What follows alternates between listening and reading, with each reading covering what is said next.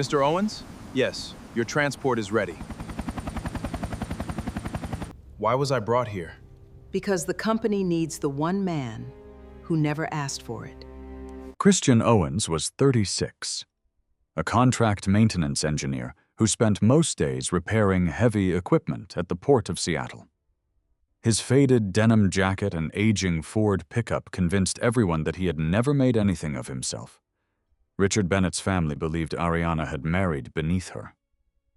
Christian quietly fixed his own truck, packed the same homemade lunch every morning, and never complained. What none of them knew was that someone had spent the last 3 years preparing Christian for a role no one else could fill.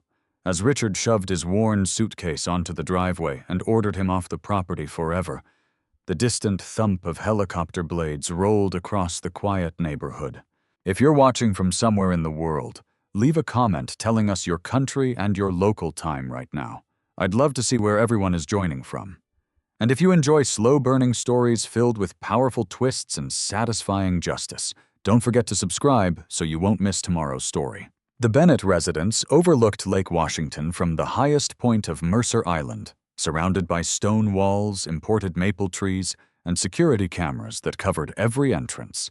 Every Christmas, Thanksgiving, birthday, and family celebration happened inside that house because Richard Bennett believed his success deserved an audience. That Saturday evening, every light in the mansion glowed against the fading Seattle sky. Luxury SUVs lined the circular driveway. Valets carried wine cases toward the dining room while a catering company from Bellevue prepared filet mignon king crab legs and imported Italian desserts. Christian Owens parked his 15-year-old blue Ford F-150 at the far end of the street. He knew better than to park beside Richard's guests. His truck carried scratches from years of hauling equipment around the Port of Seattle. Rust had started creeping along one rear wheel well. The driver's door squeaked every time it opened. Christian shut the engine off and sat quietly for a few seconds. His phone displayed one unread email. He looked at the sender. M. Owens. He didn't open it. Instead, he slipped the phone back into his pocket.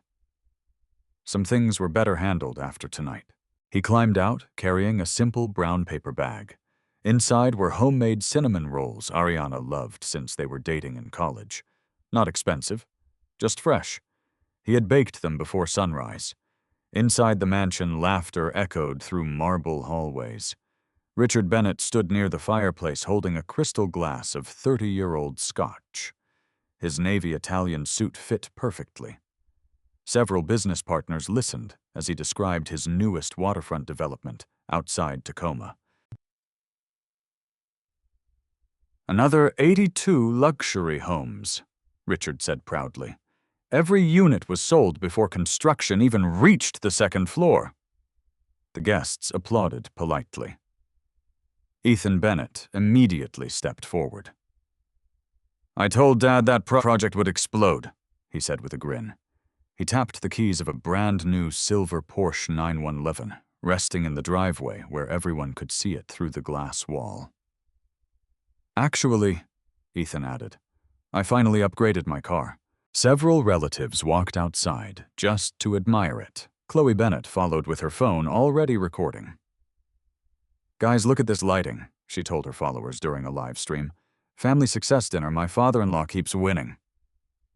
Her camera briefly caught Christian entering through the front door. She lowered the phone immediately. Oh, she muttered quietly. Richard noticed him at once. You made it. Not a greeting, not a smile, just an observation. Christian nodded politely. Good evening. Diane Bennett looked towards the brown paper bag. What is that? What is that? Cinnamon rolls, she blinked. For dessert? Silence. One cousin awkwardly cleared his throat. Diane forced a thin smile. We already hired a pastry chef from Seattle. Christian simply nodded. I thought Ariana might still like these. Ariana hurried into the hallway before anyone else could answer. Her face brightened. You actually made them. Christian smiled. You always said homemade tasted better. She reached for the bag. Before she could take it, Diane intercepted. "We already have dessert." She handed the bag to one of the kitchen staff without even opening it. "Put it somewhere." Christian watched the employee disappear toward the pantry. Not a word escaped his mouth.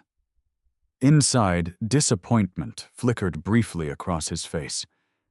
Then it disappeared.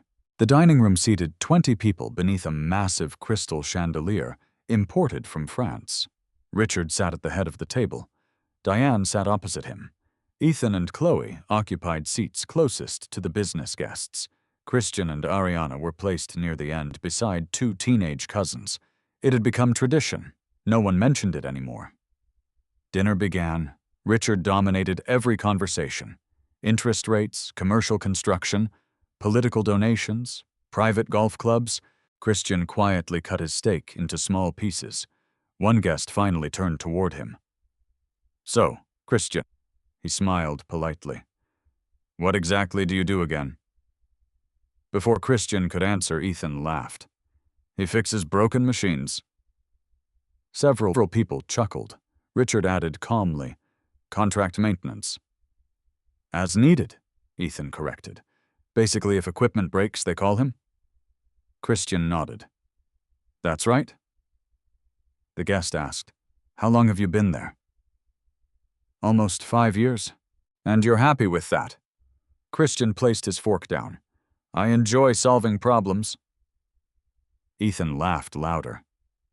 "That's the most engineer answer I've ever heard." Even Chloe smiled. "What about promotions?" another relative asked. Christian shrugged. "I've never chased titles." Richard swirled his scotch. "Some people simply lack ambition." Ariana looked up immediately. "Dad?" Richard continued eating as if nothing had happened. "I'm speaking generally." Everyone understood he wasn't. Christian took another bite without responding. His silence somehow made the room more uncomfortable than an argument would have. Across the table, Chloe quietly resumed recording another short video. She angled the phone carefully to avoid showing Christian. Her audience preferred expensive watches and luxury vacations, not faded work jackets. Halfway through dinner, Ethan tossed his Porsche keys onto the table. "They're opening reservations for the new turbo model next year." One cousin asked, "Thinking about upgrading already?" "Why not?" He leaned back confidently. "You only live once." Christian glanced briefly at the keys before returning to his meal. He had repaired enough luxury cars at the port to know many owners financed appearances they couldn't actually afford. He never said it. Ariana gently touched Christian's hand beneath the table. He looked toward her. She smiled apologetically. He squeezed her fingers once, just enough to tell her everything was fine. Then his phone vibrated. One vibration, nothing more. Christian looked down. Unknown number. He didn't answer. Instead, he silenced the phone and slipped it back into his pocket. Richard noticed. "Business call?" Christian shook his head. "Maybe." "You should answer." "It can wait?" Richard smirked. "Must not be very important." Christian simply said, "Important things usually survive a few minutes. Daniel."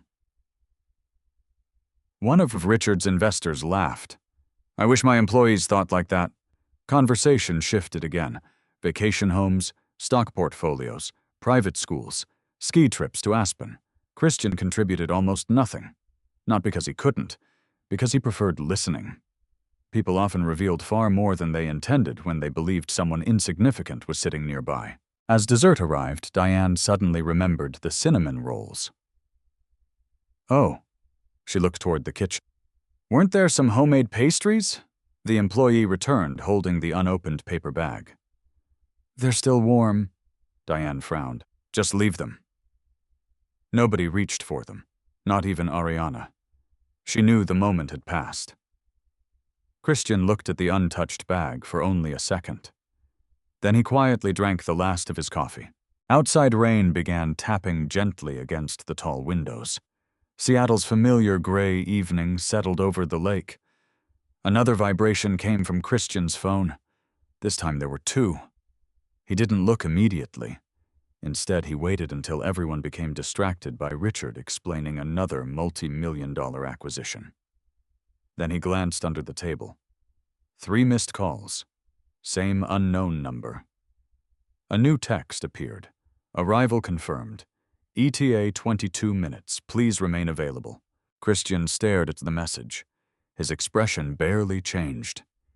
He deleted the notification, locked the screen, and slid the phone back into his pocket. No one noticed.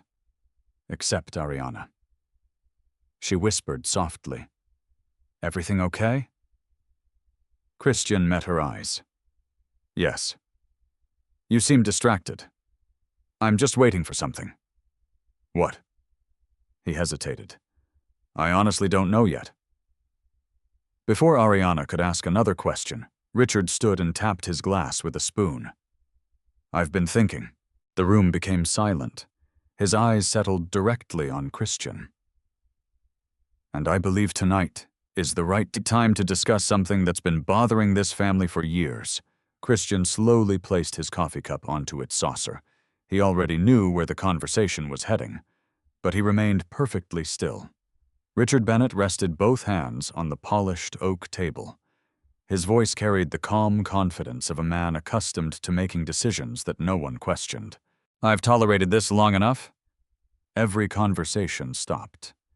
Silverware rested quietly against porcelain plates. Outside rain continued to fall over Mercer Island, washing the windows in thin streams that distorted the lights across Lake Washington. Christian looked directly at Richard. His expression remained unreadable. Richard glanced toward Ariana before returning his attention to Christian. "My daughter deserves stability." A long pause settled over the room. "She deserves a husband who can provide more than excuses." Nobody interrupted. Not Diane, not Ethan, not even the business guests. Christian folded his napkin neatly beside his plate. "What would you like me to say?" Richard almost smiled. "I'd like honesty." "You have it." Richard leaned forward. "You've been married to Ariana for 6 years." Christian nodded. "Yes." "In 6 years, you've never owned a proper home." Christian remained silent. "You still drive that truck?" Silence. "You still work temporary contracts?" Silence again. Richard spread both hands. "So tell me, when exactly does your future begin?" Several guests lowered their eyes. Even they could feel the humiliation building. Christian answered quietly, "I've never measured my future by appearances." Ethan laughed. "There it is." "The philosopher." Chloe covered her smile behind a wine glass. Richard ignored them. "I'm asking about responsibility." Christian met his eyes. "I pay every bill on time." "You rent?" "Yes." "You don't invest." Christian didn't respond. Richard continued. "You don't own commercial property?" "No." "You don't belong to any country club?" "No." "You've never donated enough to have your name on a building?" Christian slowly shook his head. "No." Richard looked around the room. "There. I think everyone understands." Ariana finally spoke. "Dad, please stop." Richard raised one finger. "I'm speaking." "No." Her voice trembled. "You're embarrassing him." Richard answered without emotion. "He embarrasses himself."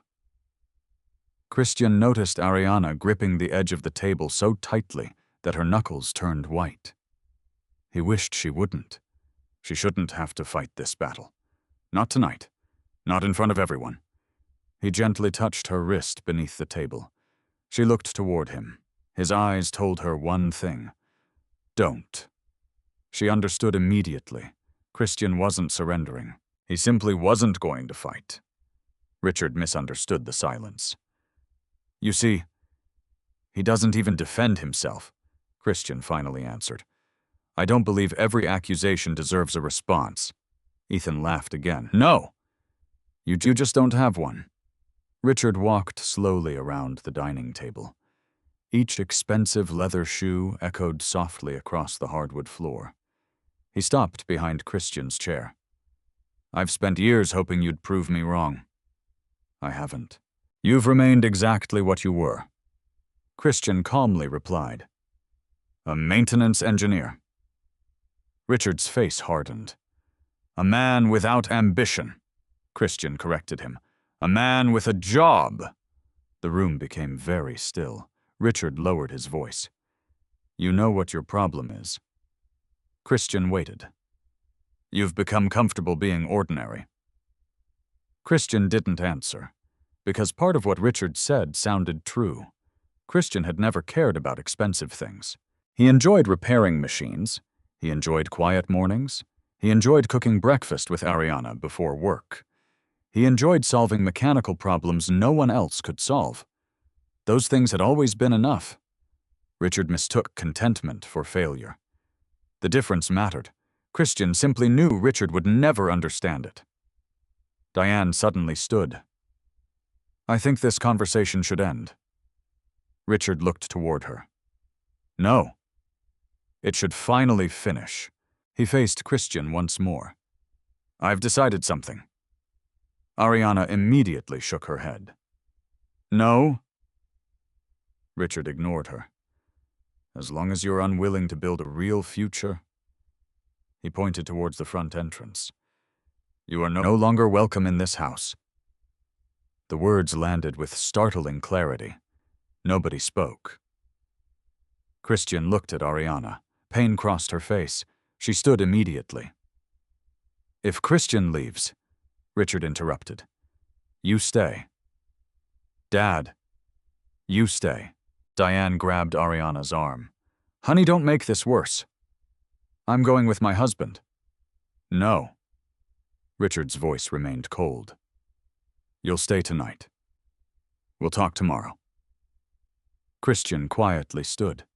His chair slid backward with a soft scrape. He buttoned his worn jacket. There was no anger in his movements, no dramatic gesture, only calm acceptance. I'll collect my things. Ethan smirked. Won't take long. Christian looked toward him. No. It won't. He walked upstairs to the guest room where he and Ariana stayed during family visits. The room was exactly as they had left it that morning. A small suitcase rested beside the closet. Christian folded each shirt carefully. One pair of jeans, 2 work shirts, a shaving kit, his old leather notebook. Nothing more. On the nightstand sat a framed photograph. It showed Christian and Ariana standing beside Pike Place Market on a rainy afternoon years earlier. Both were laughing. Neither wore expensive clothes. Neither cared. Christian studied the picture for a moment before placing it gently inside the suitcase. Behind him, the bedroom door opened. Ariana entered quietly. Tears filled her eyes. I'm sorry. Christian zipped the suitcase. You don't need to apologize. They've gone too far. They have. She stepped closer. I should leave with you. Christian looked at her carefully. His thoughts remained steady despite everything that had happened. If she walked out now, her relationship with her parents might break forever. If she stayed, perhaps there would still be a bridge left to rebuild someday. He wasn't willing to make that decision for her. You should do what's you sleep tonight. She stared at him. That's all? He nodded. I'll never ask you to choose between people you love. Fresh tears rolled down her cheeks. I choose you. Christian smiled faintly. I know. She hugged him tightly.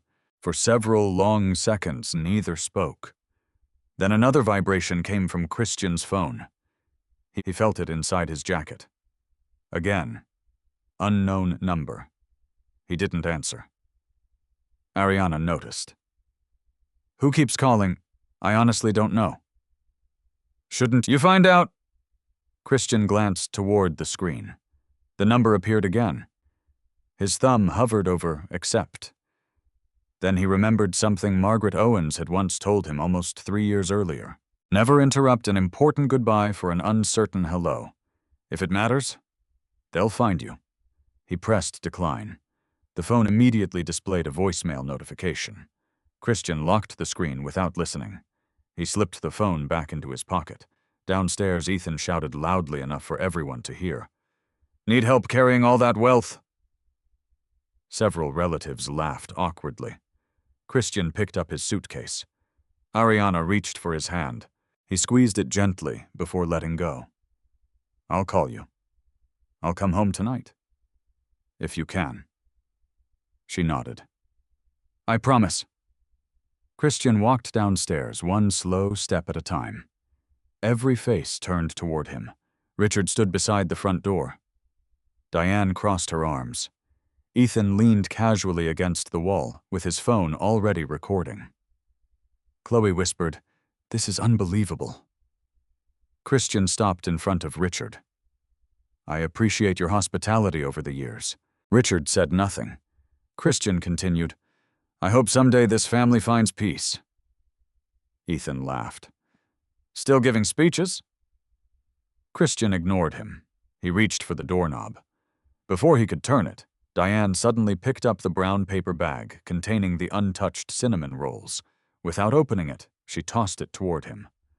The bag struck the suitcase and fell onto the marble floor. Several cinnamon rolls spilled across the polished entrance. No one bent down to pick them up. Christian quietly knelt, one by one. He gathered every cinnamon roll with the same care he had used while baking them before sunrise. Not because they were valuable, because effort always deserved respect. As he stood again, Richard opened the front door himself. Cold evening air swept into the foyer. "You don't need to come back." Christian looked once more at Ariana. Then he walked outside into the rain. The heavy front door slammed shut behind him. He had barely reached the stone walkway leading toward the street when a deep, mechanical pulse rolled across the dark sky. Thump, thump, thump. Christian paused. The sound was distant, but growing louder with every passing second. The rhythmic pounding grew louder. Thump, thump, thump. Christian Owens stopped halfway down the stone walkway outside the Bennett estate. Rainwater dripped from the brim of his faded baseball cap onto the handle of his worn suitcase. The cold evening air carried the unmistakable sound of rotor blades cutting through the low clouds hanging over Mercer Island. He looked toward the sky. Nothing. The clouds concealed everything. He assumed it was another medical helicopter heading toward Harborview Medical Center in downtown Seattle. They were common enough that most residents barely noticed them anymore. Christian adjusted the suitcase in his hand and continued walking. Behind him, the front door opened again. Ethan stepped onto the porch with Chloe close behind, still holding her phone. "Hey!" Ethan shouted. Christian turned. "You forgot your pride." He tossed one of the flattened cinnamon rolls onto the wet driveway. It landed face down in a puddle. Several relatives laughed from the doorway. Christian glanced at it. For a brief second, disappointment crossed his face. Not because of the pastry, because Ariana had never even tasted the breakfast he had woken up at 4:30 to prepare. He simply nodded once. "Take care, Ethan." That calm response somehow irritated Ethan even more. "You really don't get it, do you?" Christian waited. "My sister deserves someone successful." Christian answered quietly. "I hope she always has that." Without another word, he resumed walking toward the street. Inside the house, Ariana stood frozen near the entrance. Every instinct told her to run after her husband. Every memory of growing up inside that house told her to stay. Diane placed a hand on her shoulder. "He'll cool off." Ariana gently removed her mother's hand. "He isn't angry." Richard looked through the glass door. "He should be." "He never is." Richard frowned. "That's because he stopped trying years ago." Outside, Christian reached the sidewalk. Rainwater flowed steadily along the curb. Streetlights reflected across the wet pavement like broken ribbons of gold. His phone vibrated again. This time he answered. Christian Owens. A calm female voice spoke. Mr. Owens, this is Margaret. His posture straightened slightly. Margaret Owens. He hadn't heard her voice in nearly 4 months. Good evening. I apologize for the delay. Christian glanced toward the mansion. It's all right. Where are you? He hesitated. Outside my in-laws' house. I expected as much. Christian frowned slightly. You did? Yes. Her voice remained composed. Please stay where you are. For how long? Less than 5 minutes. Christian looked around. Is something wrong? No. A brief pause followed. Everything is finally ready. Before he could ask another question, the line disconnected. Christian stared at the phone. He had known Margaret Owens for only 3 years. She had first appeared at the port of Seattle, asking detailed questions about a damaged aircraft engine being unloaded from a cargo vessel. Unlike the executives accompanying her, she had been interested in Christian's explanation instead of his title. That conversation somehow turned into occasional lunches, then long discussions, then strange questions about honesty, patience, leadership, and responsibility. She never explained why. Christian never asked. He simply enjoyed talking with an elderly woman who genuinely listened. Now she had said everything was ready. He had no idea what that meant. The sound overhead suddenly became deafening. Thump, thump, thump. Heads emerged from neighboring houses. Porch lights flickered on. Several children pointed toward the sky. The helicopter finally burst through the low cloud cover. A dark blue Sikorsky S-76 descended slowly above the neighborhood. Its navigation lights flashed against the rain.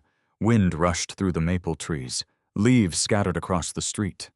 Christian instinctively stepped back from the curb. The helicopter wasn't heading toward downtown Seattle. It wasn't following the lake. It was descending directly toward the open community green across from the Bennett estate. Inside the mansion, Chloe gasped. "Oh my God!" She immediately began recording. "This has to be somebody famous." Ethan hurried outside. Richard followed moments later. What in the world? The helicopter hovered briefly before settling onto the rain-soaked grass. Its landing lights illuminated the entire block. Loose branches spun across the ground. Neighbors opened their front doors despite the rain. Several people pulled out their phones. No helicopter had ever landed in their neighborhood. Christian watched quietly from the sidewalk. He assumed someone nearby was injured, or perhaps a wealthy resident required private transportation. The rotor blades continued spinning. The cabin door opened. A tall man wearing a Navy flight suit stepped onto the grass. His movements were calm and precise, despite the powerful wind. Captain Mason Cole removed his headset and looked around the neighborhood. His eyes scanned every face gathered outside.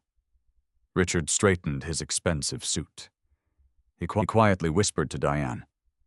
"Must be one of the Hendersons." The Henderson family owned 2 technology companies a few streets away. Diane nodded. "That would make sense."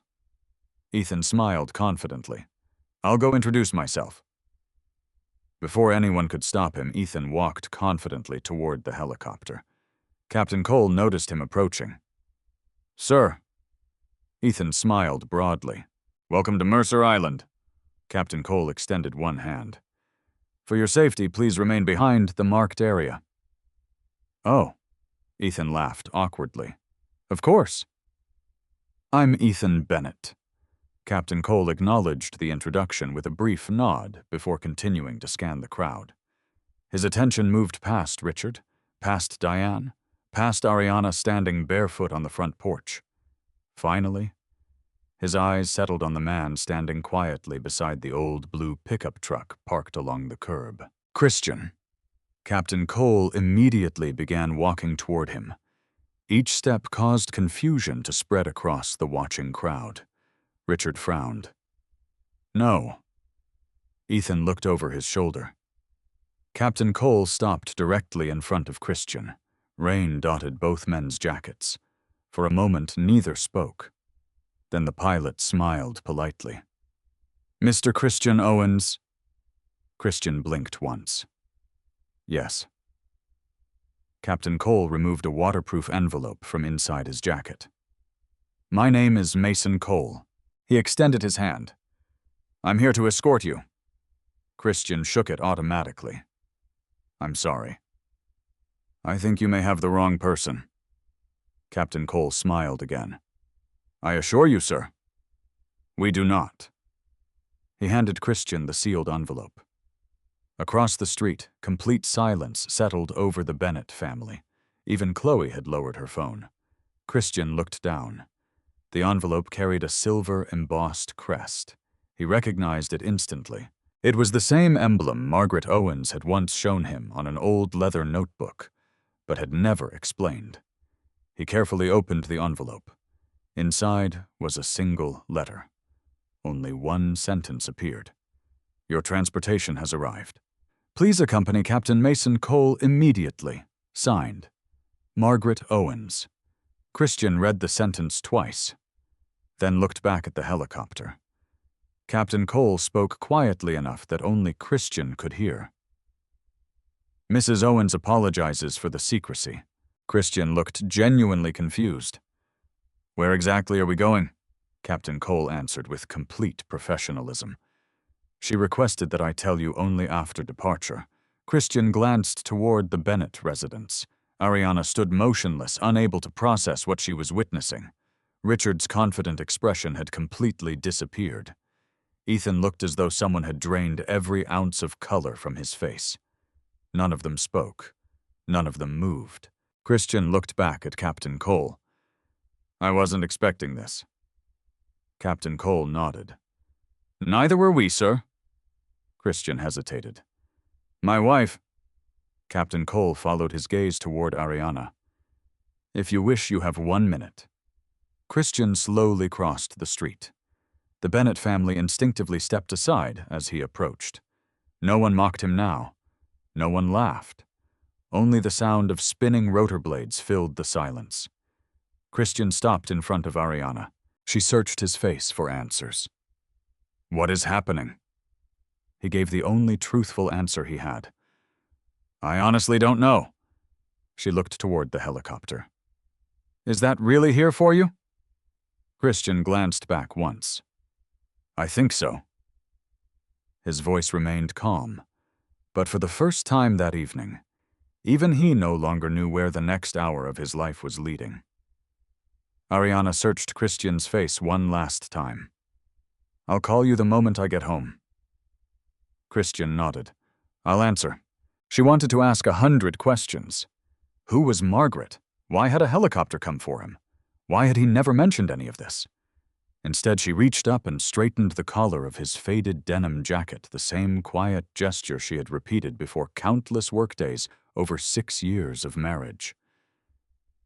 "Be careful." "I will." For a brief moment, Christian rested his hand against hers. Then he turned toward Captain Mason Cole.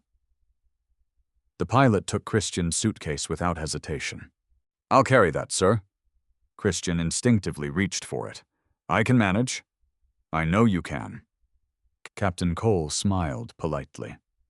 "But I've been instructed not to let you carry anything tonight." Christian frowned. "By Margaret?" "Yes." Nothing about the evening made sense anymore. Captain Cole escorted him toward the helicopter. Behind them, nearly everyone on the street had stopped pretending not to stare. Several neighbors whispered to one another. Phones remained pointed toward the aircraft. Even Richard Bennett seemed unable to process what he was witnessing. Christian climbed into the spacious cabin. Instead of military equipment or medical supplies, the interior resembled a quiet executive office. Cream-colored leather seats lined both sides. Soft lighting illuminated polished walnut trim. Noise-canceling headsets rested neatly beside each seat. Captain Cole closed the cabin door. A moment later, the engines increased power. The helicopter lifted smoothly into the rainy Seattle night. Christian watched Mercer Island shrink beneath them. The Bennett mansion quickly became another glowing house among hundreds. He wondered whether Ariana was still standing outside. Captain Cole settled into the seat opposite him after removing his flight helmet. "Comfortable," Christian nodded. As comfortable as someone can be after being thrown out by his in-laws and unexpectedly boarding a helicopter. The pilot laughed quietly. "I imagine that's not a common evening?" "No." Christian looked through the rain-speckled window. "It isn't."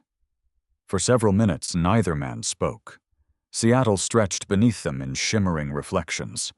The floating bridges glowed like strings of pearls across Lake Washington. Cargo cranes towered over the port of Seattle, where Christian had spent thousands of ordinary mornings repairing equipment before sunrise. He recognized almost every dock from the air. Captain Cole finally broke the silence.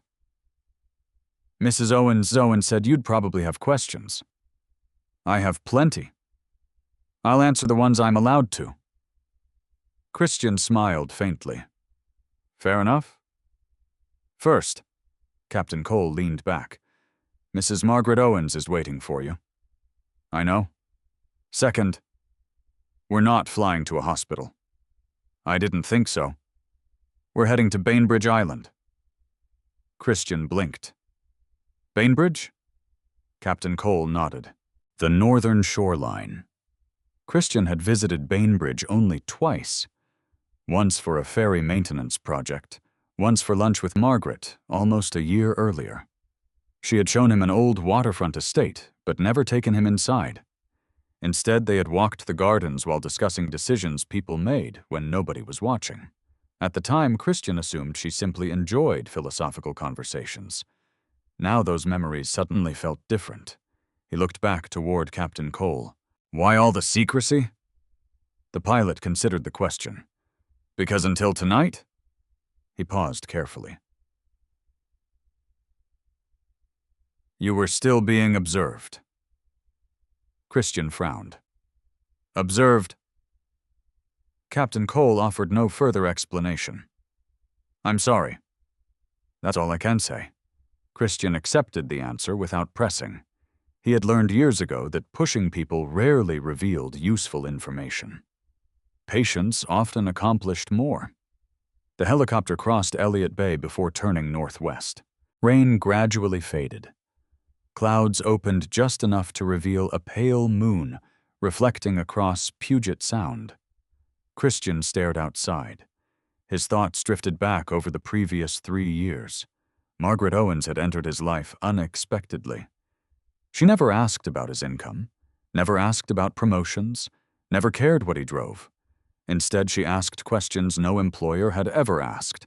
What would you do if someone insulted you publicly? Would you rather be respected quickly or trusted slowly? Can power exist without being displayed? Each time Christian answered honestly. He never imagined those conversations meant anything beyond friendship. Captain Cole interrupted his thoughts. "Mrs. Owens also asked me to give you this." He reached into a leather portfolio and removed a small velvet box. Christian accepted it. Inside rested an old brass key, heavy, handmade. The number 1918 had been engraved into its handle. Nothing else. "No note." Captain Cole shook his head. "Only the key." Christian turned it over in his hand. It looked older than either of them. "What does it open?" "I honestly don't know."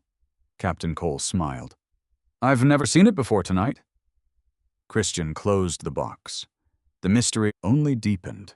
25 minutes later, the helicopter began descending toward the northern shoreline of Bainbridge Island. Dense cedar trees surrounded a secluded waterfront property hidden from public roads. Stone pathways curved through carefully maintained gardens. Warm lights glowed from a sprawling cedar and stone manor overlooking Puget Sound.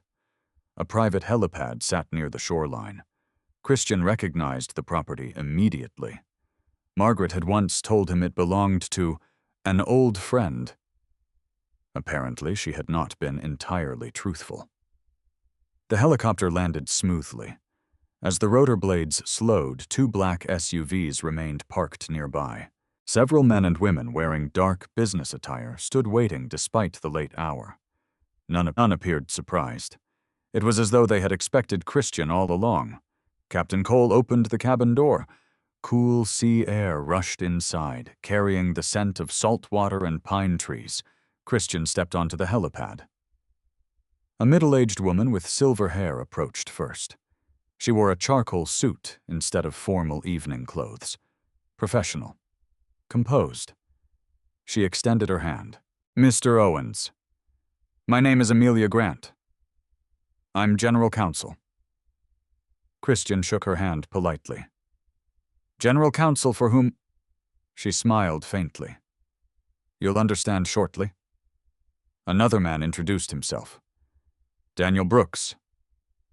Christian recognized the name immediately. Daniel Brooks had appeared repeatedly in financial news over the past several years. He was the acting chief executive officer of Owens Aeronautics, Holdings, one of America's oldest aerospace engineering companies. Christian stared at him. "You..." Daniel smiled warmly. "Good evening, Christian." Christian looked from Daniel to Amelia, then toward the estate. None of it seemed real. "I think someone should explain why the CEO of Owens Aeronautics is standing here waiting for a maintenance engineer," Daniel answered calmly. "Because tonight, the maintenance engineer is the only person we're here to see." Without another word, Daniel gestured toward the front entrance of the manor. Margaret Owens stood waiting beneath the porch lights. She wore a simple navy sweater rather than expensive jewelry. Her white hair moved gently in the evening breeze. She looked exactly as Christian remembered, calm, patient, almost amused. Christian walked slowly toward her. Margaret smiled before he reached the steps. "You arrived exactly on time." Christian looked around once more. "I don't understand any of this." "I know." She reached forward and gently squeezed his shoulder. "You weren't supposed to." Her eyes settled briefly on the velvet box still resting in Christian's hand. "You brought the key." "I did." "Good." She nodded once. "Because tonight..." Her expression became more serious than Christian had ever seen. "It's finally time for you to learn why your last name has never been an accident." Margaret Owens led Christian through the front doors without another word. The manor felt less like a private residence and more like a carefully preserved piece of American history. Dark walnut walls stretched toward a vaulted ceiling supported by century-old cedar beams. Black and white photographs lined the hallway documenting aircraft from different eras. Some showed fragile biplanes built from wood and fabric. Others captured sleek military prototypes standing beside engineers whose names had long disappeared from public memory. Christian slowed his pace. He had always enjoyed machines. Even as a child, he had spent weekends rebuilding broken lawnmowers with his father instead of watching television. The photographs fascinated him. Margaret noticed. "I knew you'd look at the airplanes before the paintings." Christian smiled. "They're more interesting." "I hoped you'd say that." Daniel Brooks and Amelia Grant followed several steps behind without interrupting. No one hurried him. No one spoke unnecessarily. The entire atmosphere contrasted sharply with the chaos he had left behind less than an hour earlier. Margaret opened a pair of heavy oak doors. A private library unfolded before them. Floor-to-ceiling bookshelves surrounded a massive stone fireplace. Engineering journals sat beside legal volumes dating back decades. Old aircraft blueprints rested inside glass display cases. Near the center of the room stood a circular mahogany table. Only 4 chairs had been prepared. Christian immediately noticed something unusual. Another object rested on the table. A small steel lockbox. Old, solid. Its brass keyhole matched the key inside the velvet box almost perfectly. Margaret motioned toward it. "Go ahead." Christian removed the brass key. The engraved number 1918 caught the warm light from the fireplace. He inserted it into the lock. It turned smoothly. The lid opened with a quiet, metallic click. Inside lay 3 objects: a leather-bound journal, a sealed envelope, a black-and-white photograph. Christian picked up the photograph first. It showed 2 young men standing beside an experimental aircraft sometime during the late 1940s. One wore an aviation mechanic's uniform, the other wore a business suit. Both smiled proudly. Christian studied the mechanic's face.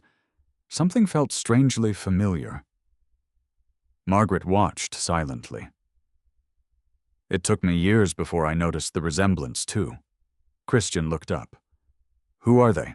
Margaret pointed toward the mechanic. "Your grandfather." Christian's eyes widened. "Samuel Owens." She nodded. Then she pointed toward the businessman. "William Prescott." Christian recognized the name immediately. William Prescott, founder of Owens Aeronautics Holdings. Every aerospace engineering student in America knew the story. Prescott had transformed a small post-war aircraft workshop into one of the country's largest aerospace manufacturers. Books described him as a brilliant entrepreneur. None ever mentioned Samuel Owens. Christian looked back at the photograph. "My grandfather never talked about this." "He wasn't allowed to." Silence settled over the room. Margaret opened the leather journal. The first page carried a handwritten date, October 17th, 1949. The handwriting belonged to William Prescott. Margaret carefully turned several pages before stopping near the middle. She rotated the journal toward Christian. "Read." Christian leaned closer. The ink had faded slightly, but remained perfectly legible. "If this company survives me, it will survive because Samuel Owens once chose integrity over ownership. He saved my life when our prototype exploded. He refused money. He refused shares. Instead, he made me promise that leadership should always belong to character before wealth." Christian read the paragraph twice, then a third time. He looked toward Margaret. "My grandfather saved him." "Yes." "And refused ownership." "He did." Christian sat back slowly. "My father never mentioned any of this." Margaret nodded. "Because Samuel never wanted the story used to elevate his family. He believed favors become transactions once they're advertised." Christian quietly absorbed every word. That sounded exactly like his grandfather. He remembered visiting Samuel's small workshop as a child. Whenever neighbors praised him for repairing something without charging money, Samuel always replied with the same sentence. "If kindness expects applause, it stops being kindness," Margaret continued. William Prescott spent decades trying to reward Samuel. He repeatedly offered stock. He offered executive positions. He even offered to name a research facility after him. Christian already suspected the answer. "My grandfather refused." "Every time." Daniel Brooks finally spoke. He accepted only one thing. Christian looked toward him. "A written agreement." Amelia placed a thick legal folder onto the table. She opened it carefully. Inside rested yellowed documents bearing notarized signatures. The agreement stated that if the Prescott family ever failed to produce a worthy successor... She paused. "Wait. Leadership would temporarily pass to the Owens family." Christian stared at her. "That's impossible." "It was legally executed." Daniel nodded, and renewed twice. Christian looked back at the documents. "I've never even met the Prescott family." Margaret smiled gently. "You've met me?" Confusion crossed his face. Margaret folded her hands. "My maiden name was Prescott." The room fell silent. Christian slowly leaned back in his chair. You're William Prescott's daughter, his youngest. And, she smiled softly, I married Thomas Owens. Christian blinked. My father's cousin. Exactly. Pieces that had never seemed connected suddenly began fitting together. Margaret had never entered his life by coincidence. She had been family all along. Distant family, but family nevertheless. Christian lowered his eyes. You knew who I was the entire time. I did. And you never told me. I couldn't. Why? Margaret exchanged a brief glance with Amelia. Amelia opened another folder. There was a condition. Christian listened.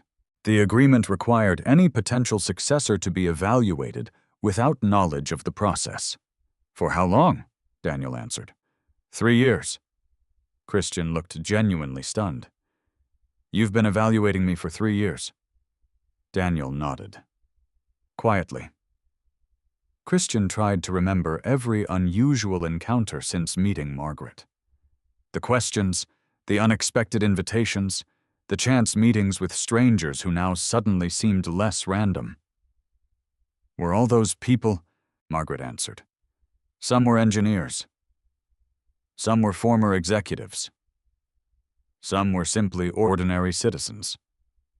They all submitted reports. Christian almost laughed. I thought they were just conversations. They were. Margaret's expression remained warm. That was the point. Christian leaned forward. What exactly were they judging? Daniel Brooks slid another document across the table. Not technical skill, not financial knowledge, not education. Instead, the report heading surprised him. Patience under pressure, response to public humiliation, respect toward service workers, honesty when unwatched, handling of conflict, ability to listen, refusal to exploit authority. Christian looked at Daniel.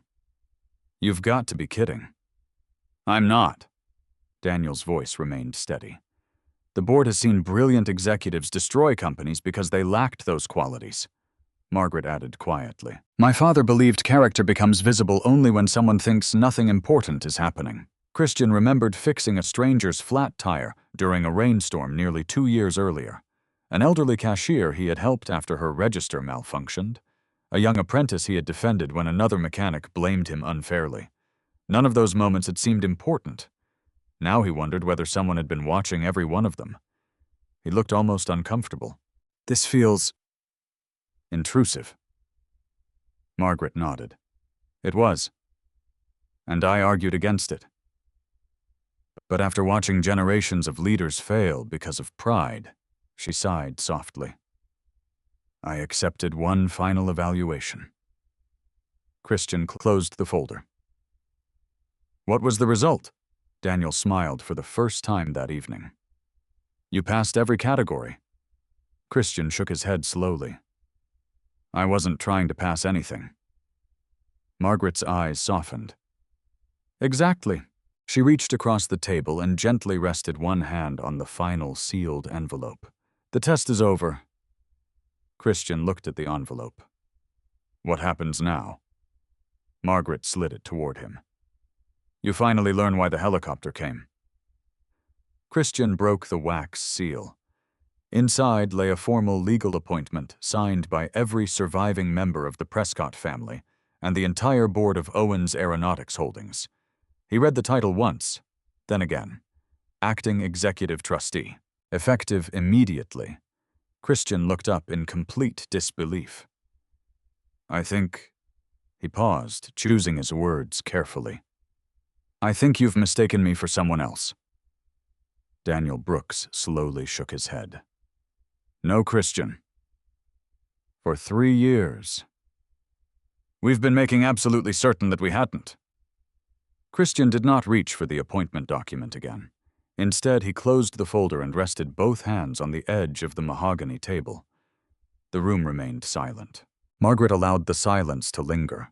She had learned decades earlier that people often revealed their true character not in the first answer they gave, but in the second one that came after they had time to think. Finally, Christian looked at Daniel Brooks. "I believe you've made a mistake." Daniel's expression did not change. "We haven't?" "I'm a maintenance engineer." "You are?" "I've never managed a corporation." "No." "I've never negotiated a billion-dollar acquisition." "Correct." Christian slowly pushed the appointment papers back across the table. "Then you need someone else." Margaret smiled. "There it is." Christian looked at her. "What?" "The answer we expected." He frowned slightly. "I don't understand." Daniel folded his hands. "Every candidate we evaluated before you accepted the position before understanding the responsibility." Christian remained quiet. They asked about compensation. They asked about authority. They asked about executive privileges. Daniel leaned forward.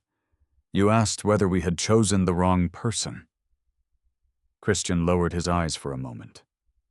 "I know what I don't know." Margaret nodded. "And that is precisely why you're sitting here." Amelia opened another folder. "This isn't a permanent appointment." Christian looked toward her. "The title is Acting Executive Trustee. You'll have temporary authority while the board completes a restructuring." "How temporary?" 90 days. Christian considered the answer. "And after that?" "The board will decide whether to confirm new permanent leadership," Daniel added calmly. "You are not being asked to become a lifelong CEO. You are being asked to prevent a company from collapsing." Those words changed the atmosphere. Christian looked directly at Daniel. "Collapsing." Daniel slid a financial report across the table. "This is why you're here." Christian opened the report. The first pages showed impressive revenue. Growing defense contracts, research investments, international partnerships. Everything appeared healthy. Then the following pages told another story. Internal debt, unexplained transfers, legal exposure, suspicious vendor contracts. Christian frowned. "This doesn't match the public reports." Daniel nodded. "Because the public reports don't include the internal audit." Christian continued reading. Millions of dollars had disappeared through consulting agreements. Manufacturing costs had risen despite lower material prices. Entire divisions showed profits that made little mathematical sense. He looked toward Amelia. "Fraud." "We believe so." "You aren't certain?" "Not yet." Christian closed the report. "Then call the FBI." "We will. But first we need someone legally empowered to protect the company before evidence disappears." Margaret quietly added, "The wrong people already suspect an investigation has begun." Christian understood. "If they panic, they'll destroy records." Daniel nodded once. "Exactly." Another long silence settled over the room. Outside waves rolled gently against the rocky shoreline beneath the manor. The sound barely reached the library. Christian looked toward the old fireplace. His father had once told him that repairing machines required patience because every broken system tried to hide the real problem behind obvious symptoms. Perhaps companies behaved the same way. "What exactly do you expect me to do?" Daniel finally allowed himself a small smile. "That's the first practical question you've asked tonight." He stood. "Come with me." They left the library and walked down a long corridor lined with aviation history. Christian noticed photographs of engineers, rather than executives, mechanics, designers, test pilots, assembly workers, few politicians, few celebrities. Margaret noticed where his attention kept drifting. "My father believed companies are built from workshops before they're built in boardrooms." Christian quietly nodded. "I agree." Daniel opened another set of doors. A modern conference room appeared. Unlike the historic library, This room contained enormous digital displays, secure communication equipment, and walls covered with organizational charts. About 20 people stood waiting. Some wore business suits, others wore engineering uniforms. Several had gray hair. Others looked barely 30. The moment Christian entered, every conversation stopped. Daniel spoke clearly. "Ladies and gentlemen, this is Christian Owens." No applause followed, no dramatic welcome. Instead, each person simply nodded respectfully. Christian appreciated that. Daniel continued.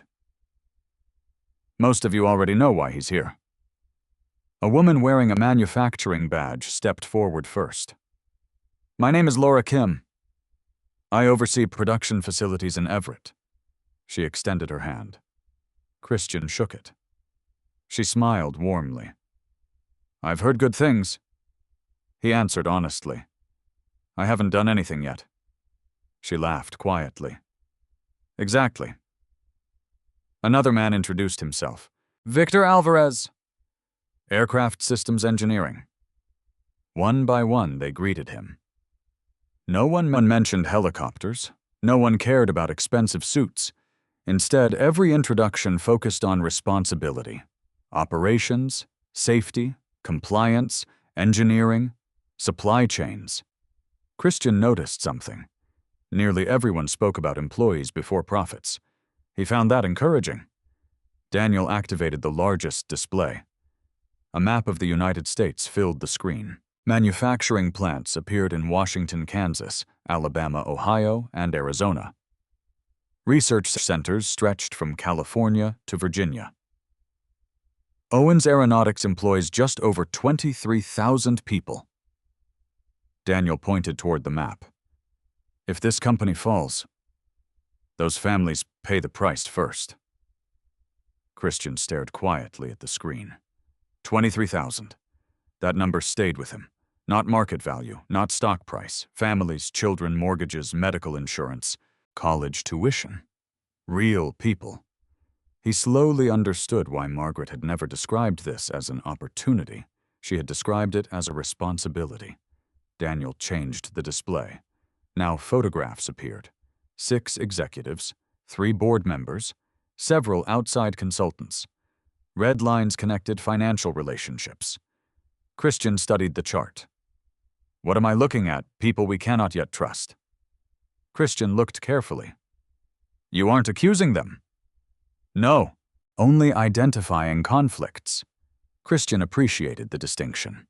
Too many people confused suspicion with proof. Margaret quietly observed his reaction. He wasn't jumping to conclusions. Again, exactly what she had hoped. Daniel continued. "For the next 90 days, every major decision requires your authorization." Christian looked surprised. "Mine? As acting executive trustee?" He shook his head. "I can't authorize decisions I don't understand."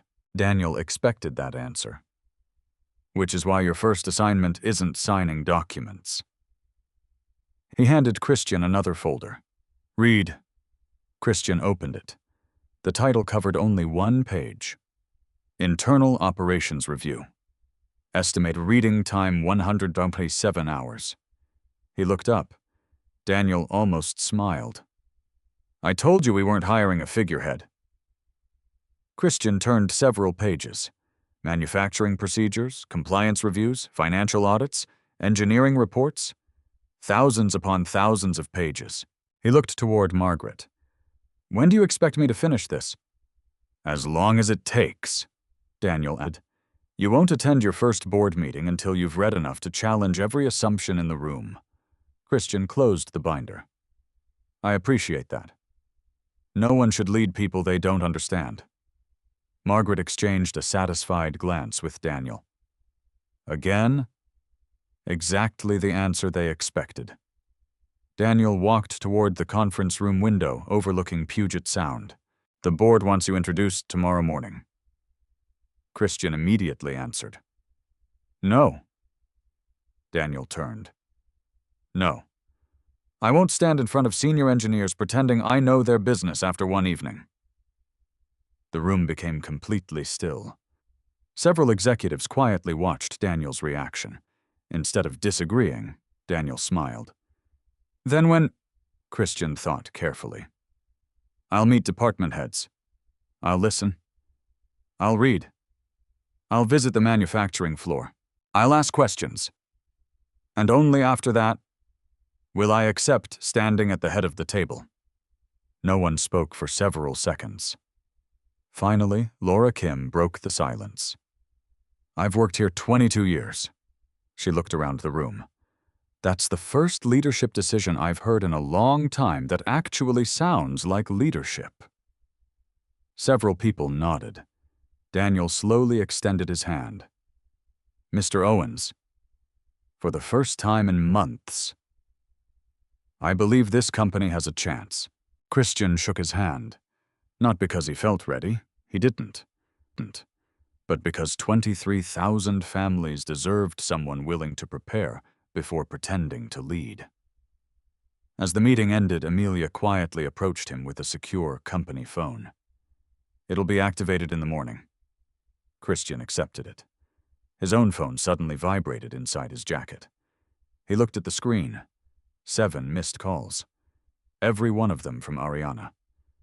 He closed his eyes briefly. For the first time since boarding the helicopter, he realized explaining everything to his wife might prove even harder than saving an aerospace company. Christian stepped out onto the stone terrace overlooking Puget Sound before returning Ariana's call. The cold night air helped clear his thoughts. Far below, small waves rolled against the shoreline. The helicopter that had brought him there sat quietly on the illuminated helipad, its engines finally silent. He looked at the phone for several seconds before pressing the call button. Ariana answered immediately. Christian, I'm here. Her voice trembled with relief. Thank God. I've been calling for almost an hour. I'm sorry. I couldn't answer. Are you all right? Yes. You weren't hurt? No. Are you safe? Christian looked back through the glass doors where Daniel, Margaret, and Amelia continued reviewing documents. Yes. I'm completely safe. Silence lingered between them. Finally, Ariana asked the question that had been growing since the helicopter landed. Who are those people? Christian leaned against the stone railing. I wish I could explain everything. You can't. I don't understand enough yet. She let out a slow breath. When you walked away tonight, I thought I'd lost you. You didn't. I never will. His answer came without hesitation. It steadied her. Behind Ariana, Christian could hear muffled voices. The Bennett house had not gone to sleep. No one inside was sleeping. Richard's voice echoed faintly somewhere in the background. Ethan sounded unusually quiet. For the first time that evening, Christian imagined the mansion filled not with confidence but with questions. Ariana lowered her voice. They've been asking me everything. What did you tell them? The truth. That I don't know. Christian smiled faintly. That's still the truth? They think you've been hiding millions of dollars. I haven't. They think you're secretly some corporate executive. I'm not. They think you planned tonight. I didn't. Another silence followed. Then Ariana laughed softly despite herself. You really don't know what's happening, do you? No. Not completely. But I think I'm beginning to. She trusted that answer, more than any complicated explanation. When can I see you? Christian looked through the glass doors again. I honestly don't know. I have meetings tomorrow. Important ones. I'll come as soon as I can. I'll wait. You've always waited. Because you've always come home? Christian closed his eyes briefly. Those words carried more weight than she realized. I love you. I love you too. After ending the call, he remained outside another minute. The night had become strangely peaceful. Only hours earlier, he had been standing in the rain while his in-laws threw him out of their home. Now he stood on the grounds of one of the oldest private estates in Washington, holding documents that could change the direction of an entire aerospace company. Yet internally, he felt almost exactly the same. Still uncertain, still cautious, still unwilling to assume anything. Margaret quietly joined him on the terrace. You called Ariana? Yes. How is she? Hurt, but stronger than people think. Margaret nodded. I suspected that. Christian looked toward the dark water. She didn't deserve tonight. No? Neither did you. Christian shrugged gently. Sometimes people only reveal themselves when they think there are no consequences. Margaret studied him for a moment. You aren't angry. I was. For about 5 minutes. And now, I feel sorry for them. Margaret smiled. Your grandfather once said something very similar. Christian looked at her. He believed pride eventually punishes itself. You don't have to help it. Christian remembered Samuel saying almost the same words decades earlier. Margaret rested both hands on the terrace railing. Tomorrow you'll meet people who will either support you or attempt to manipulate you. Christian listened quietly. They'll compliment you. They'll challenge you. They'll tell you you're exactly what this company needs. She turned toward him. Never believe praise more quickly than criticism. Christian nodded. I won't. Good. Because tomorrow morning, the real examination begins. Inside the manor, Daniel Brooks stood beside an enormous digital display showing the organizational structure of Owens Aeronautics. He watched Christian through the glass. Laura Kim approached him. What do you think? Daniel answered honestly. I'm hopeful. That's unusual coming from you. I know. Laura crossed her arms. Some board members won't accept him. They don't have to. They'll fight. Daniel nodded. They already are. He tapped one section of the organizational chart. 3 executive names glowed red: Chief Financial Officer, Vice President of Procurement, Director of Strategic Partnerships. They expected a predictable successor. Laura looked toward Christian outside. They aren't getting one. No. They're getting someone who asks questions before giving orders. Laura smiled, which probably terrifies them. Meanwhile, across Lake Washington, the Bennett family remained gathered in Richard's study. No one touched the expensive whiskey sitting on the desk. The room that usually celebrated business victories now felt strangely uncertain. Ethan paced from one wall to the other. This makes no sense. Richard remained seated. Agreed. He had a rusty truck. Yes. He works at the port. Yes. So why would a helicopter come for him? Richard didn't answer. Because he couldn't. Diane quietly looked through social media on her tablet. There are already videos. She turned the screen around. Neighborhood residents had uploaded recordings of the helicopter landing. Several clips clearly showed Captain Mason Cole walking directly toward Christian. Thousands of people had already viewed them. Comments multiplied every minute. Who is that guy, government, military, corporate lottery winner? Nobody knew. Chloe refreshed the page again. The videos are spreading. Ethan stopped pacing. Delete them. I can't. They're everywhere. Richard remained unusually calm. What matters isn't the helicopter. Everyone looked toward him. What matters is who sent it. He turned toward Ariana. You've never heard the name Margaret Owens? She shook her head. No. Richard thought carefully. The name sounds familiar, but I can't place it. For the first time in decades, he found himself without an immediate answer. He hated that feeling. Back on Bainbridge Island, Christian returned to the conference room.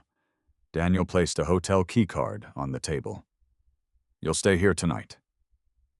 Christian looked at it. "I packed almost nothing. We've already arranged clothing. I don't need expensive suits." Daniel smiled. "I expected you'd say that. You'll find ordinary clothes in your room. Business attire can wait."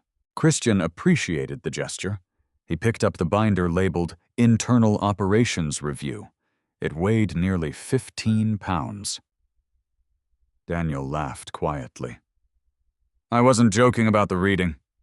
Christian looked down at the thick stack of reports. "I won't finish tonight. No one expects you to.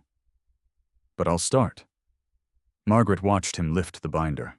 Most people in his position would have asked about executive accommodations, security details, or compensation. Christian's first instinct was to begin studying. She quietly whispered to Daniel, "My father would have liked him." Daniel nodded. "I think he already does." Christian paused before leaving the room.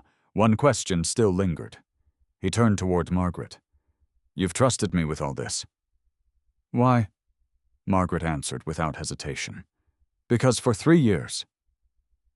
You never once behaved differently when you believed no one important was watching." Christian stood silently for a moment. Then he carried the heavy binder upstairs to the small guest suite prepared for him. He had no idea that before sunrise, the first person determined to destroy his appointment would already be making a phone call. Christian woke before dawn. The guest suite overlooked Puget Sound, where the first light of morning stretched across the calm water in pale shades of silver and blue. Unlike the sleepless night at the Bennett mansion, this silence carried purpose instead of tension. He had fallen asleep only after reading nearly 400 pages of operational reports. The binder still lay open on the desk. Several pages contained handwritten notes in neat block letters. Question every emergency supplier.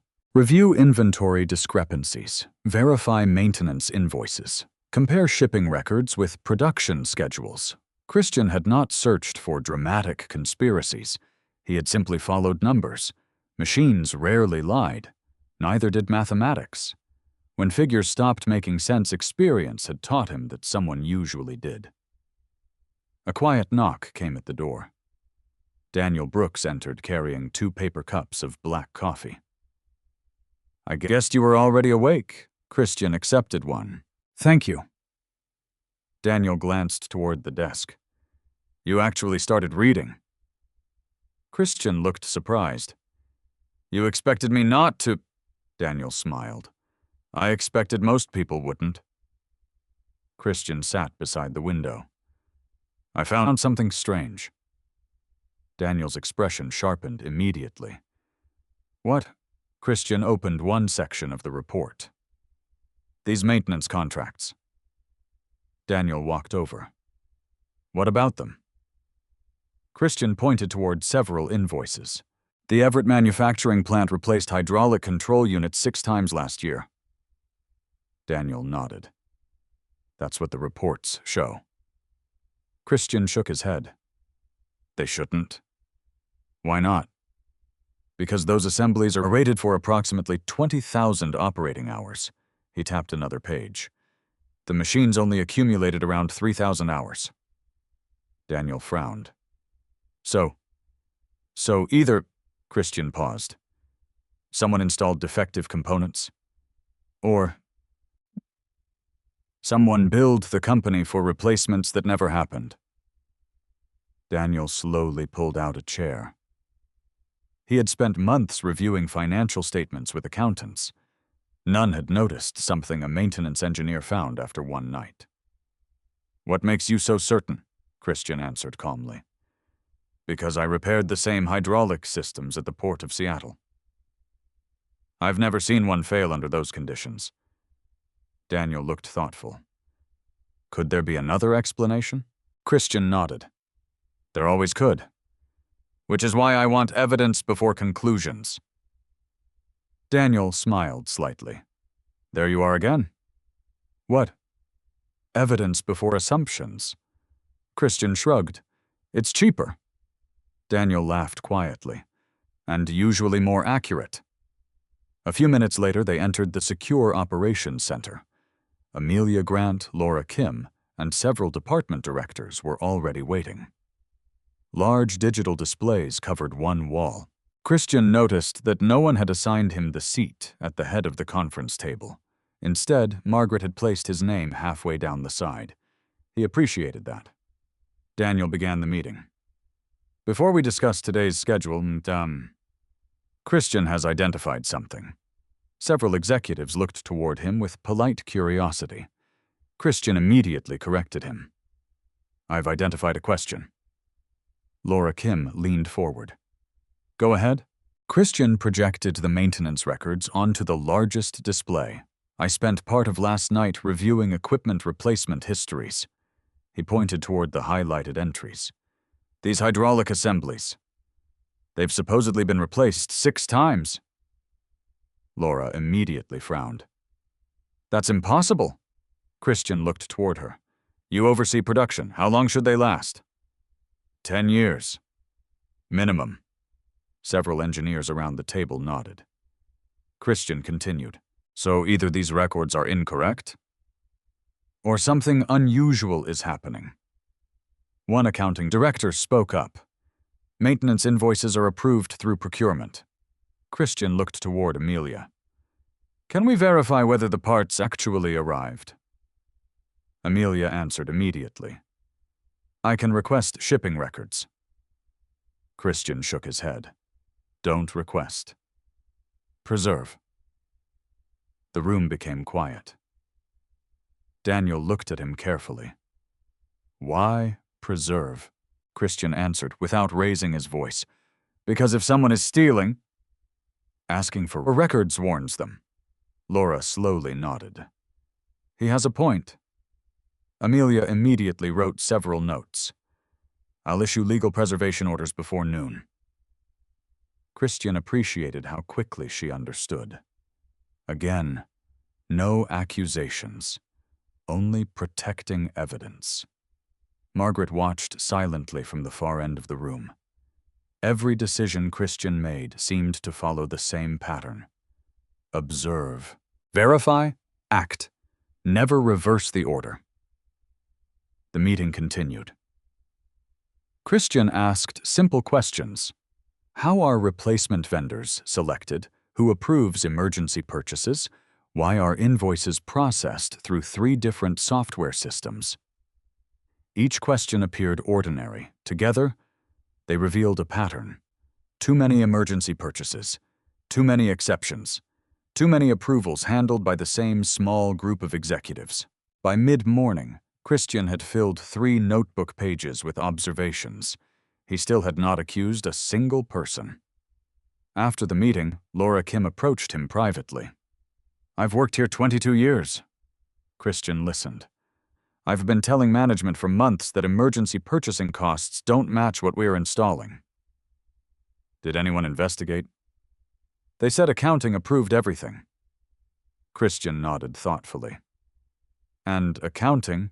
They said maintenance requested it. Christian understood immediately. Each department believed another department had verified the information. No one had followed the entire chain. He quietly asked, Can you arrange a tour of the Everett plant this afternoon? Laura looked surprised. You want to visit personally? Yes. I'd rather see 1 machine than read 50 reports. She smiled. You sound like an engineer. I am one. Meanwhile, nearly 40 miles away, another conversation unfolded inside a downtown Seattle office tower. 3 senior executives sat around a polished conference table. Chief Financial Officer Gregory Lawson stared at his phone. His expression darkened. So it's confirmed. Vice President of Procurement, Mark Ellison, looked up. What? The helicopter story. Mark frowned. I thought that was just internet nonsense. Gregory slid the phone across the table. A neighborhood video showed Christian boarding the Sikorsky helicopter, while Captain Mason Cole saluted respectfully. Comments continued multiplying beneath the clip. Director of Strategic Partnerships Leonard Price leaned forward. "Who is he?" Gregory answered quietly. "I don't know. But Daniel Brooks spent last night with him." The room fell silent. Mark slowly leaned back. That can't be good. Gregory opened another secure email. His jaw tightened. "He has temporary executive authority." Leonard stared at him. "What?" "It was approved last night." Mark immediately stood. "They're replacing Daniel—" Gregory shook his head. "Worse. They're adding oversight." Leonard's voice became tense. "Does he know anything?" Gregory answered honestly. "I don't know. But we have to assume he eventually will." No one spoke for several long seconds. Finally, Mark asked the question all three had been avoiding. "What do we do?" Gregory looked towards the city skyline outside. "For now, nothing." Leonard looked shocked. "Nothing?" "If we panic, we confirm there's something to hide." Back at Owens Aeronautics, Christian had no idea those conversations were already happening. He stood inside a maintenance warehouse, examining an old hydraulic actuator removed from a manufacturing robot. He turned it over carefully in his hands. Normal wear. No unusual damage. Exactly what he expected. An older mechanic approached. "My name's Frank." Christian shook his hand. "Christian." Frank smiled. "I've been fixing these things 32 years. Christian looked toward the actuator. "How often do you replace them?" Frank scratched his chin. "Maybe every 8 or 9 years. Christian looked at him. "Not every few months." Frank laughed. "If they failed every few months, I'd never get to eat lunch." Christian smiled. That answer told him more than another 100 spreadsheets could. He thanked Frank and continued walking through the facility. He greeted welders, electricians, assembly workers, forklift operators. Most had no idea who he was. He preferred it that way. People behaved naturally when they believed they were talking to another technician. By late afternoon, Christian returned to Bainbridge carrying pages of fresh notes. Daniel met him at the entrance. "Find anything?" Christian handed him one notebook. "I found enough to justify looking deeper." Daniel read the first page. No accusations, only facts. Verified observations, names of equipment, serial numbers, warehouse locations, employee statements, everything organized, everything documented. Daniel looked genuinely impressed. "This is how you investigate machinery." Christian nodded. "Machines don't care what you believe. They only respond to what's actually broken." Daniel slowly closed the notebook. "I have a feeling." He looked directly at Christian. You're about to discover that organizations work exactly the same way." Just then, Amelia hurried into the room carrying a sealed evidence envelope. Her normally calm expression had changed. "We have a problem." Everyone turned toward her. She placed a single purchase order on the table. "The hydraulic supplier Christian questioned," she paused, "doesn't actually exist." No one spoke for several seconds. The conference room became almost unnaturally quiet after Amelia Grant's announcement. She placed the purchase order beside Christian's notebook. "The supplier listed here is Cascade Industrial Dynamics." She slid another document forward. "We searched every federal business registry, every Washington state corporate filing, and every active commercial database. There is no registered company by that name." Christian looked at the paperwork without touching it. Daniel Brooks broke the silence. "Could it be operating under another legal entity?" Amelia slowly shook her head. "We checked. No parent company. No tax registration. No business license. No shipping authority. Nothing." Christian finally lifted the invoice. The paper itself looked ordinary. Professional letterhead, purchase order numbers, electronic approval signatures. Everything appeared legitimate, yet something bothered him immediately. He turned the page sideways, then back again. Laura Kim noticed. "What is it?" Christian tapped the bottom corner. "The formatting." Daniel frowned. "What about it?" "This invoice wasn't generated by the purchasing system." Several people looked confused. Christian continued. "Our maintenance software automatically places equipment serial numbers above the technician approval line." He pointed toward the page. "This one doesn't." Laura leaned closer. "You're right. It was typed separately." Christian looked toward Amelia. "Can we compare it against older invoices from the same supplier?" She already had them ready. 5 additional purchase orders appeared. Christian spread them across the conference table. He studied every page without speaking. No one interrupted him. He wasn't reading the numbers anymore. He was looking for habits, small patterns, tiny inconsistencies, exactly the way he diagnosed mechanical failures. Finally, he stopped. "The signatures." Daniel looked over. "What about them?" "They're identical." Laura frowned. "Electronic signatures often are." Christian nodded. "Yes. But timestamps aren't." He pointed toward 3 different invoices. Different months. Different departments. Different approval times. Yet the signature image has identical pixel alignment. Amelia immediately understood. "They copied the same file." Christian nodded. "Someone pasted approval signatures after the documents were created." Daniel looked around the room. "So none of these approvals are authentic?" Christian corrected him immediately. "We don't know that. We only know these documents deserve verification." Again, no assumptions, only facts. Margaret quietly smiled from her seat near the window. She had watched board members spend years arguing opinions.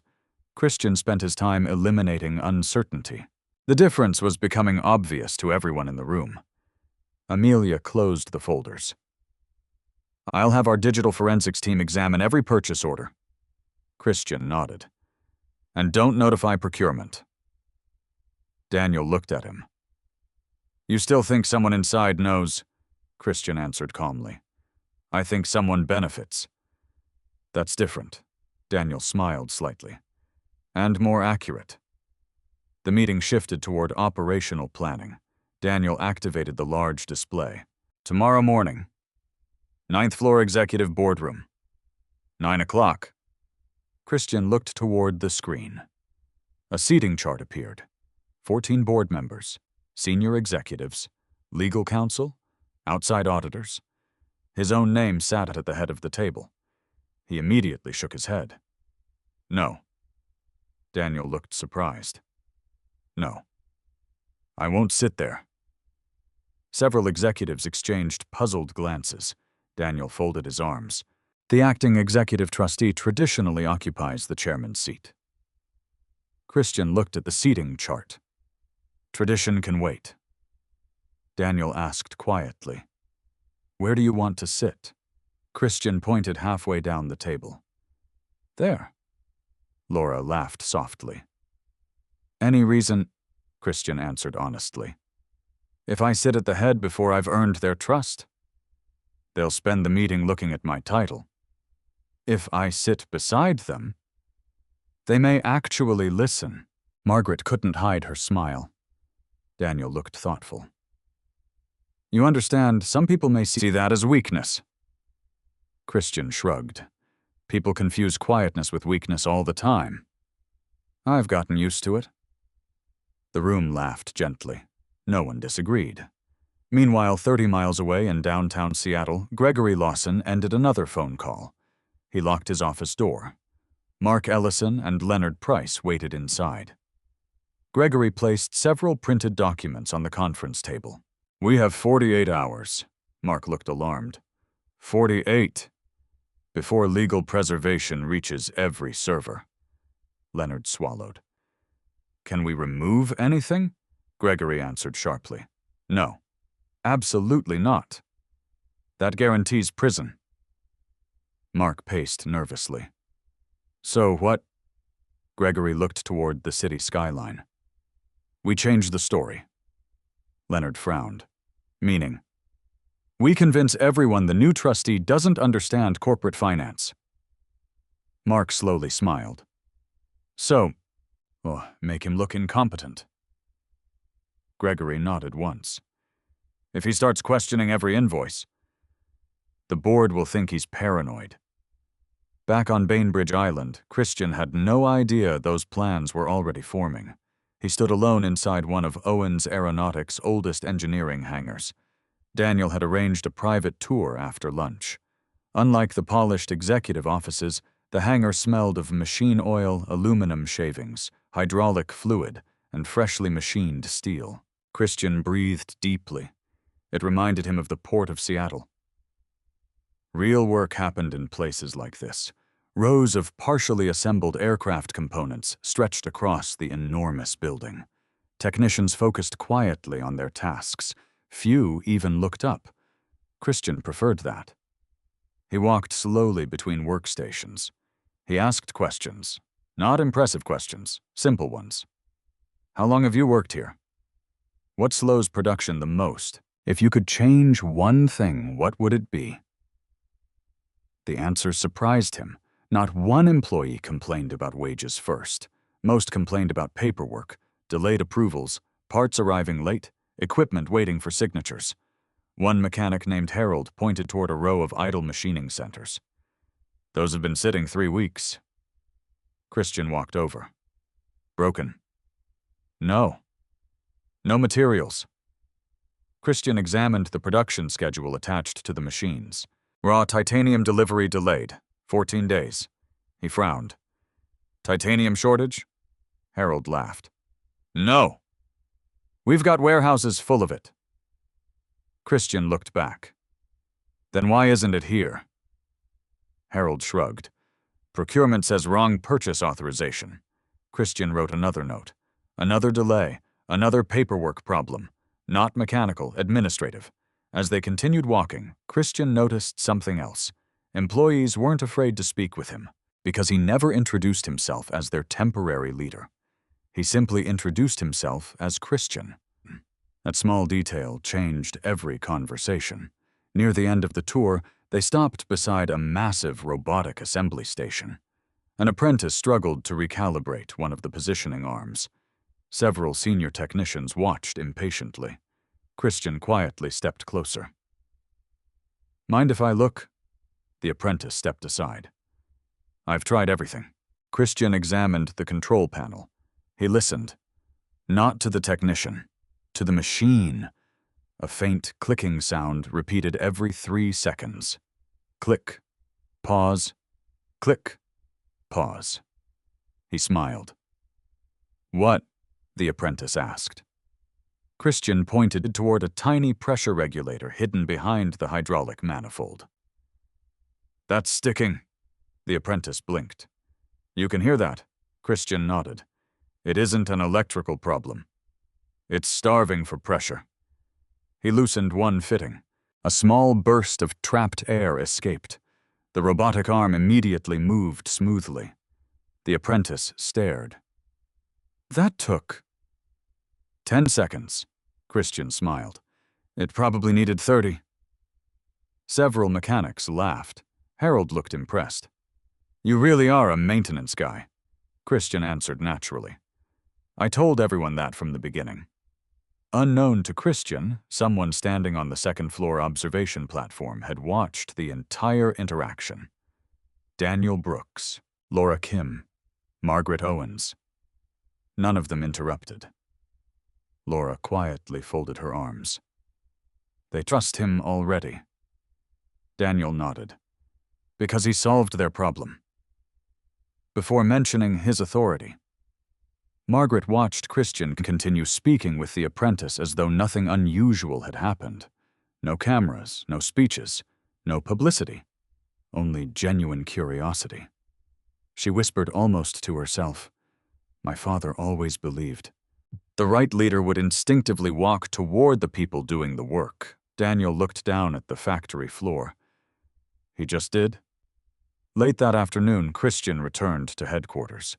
His desk contained only one new folder, marked Confidential, no sender, no signature. Inside rested a single sheet of paper. One sentence had been typed across the center. Stop asking questions before someone gets hurt. Christian read it once, then calmly folded the page. He didn't react. He didn't look around the room.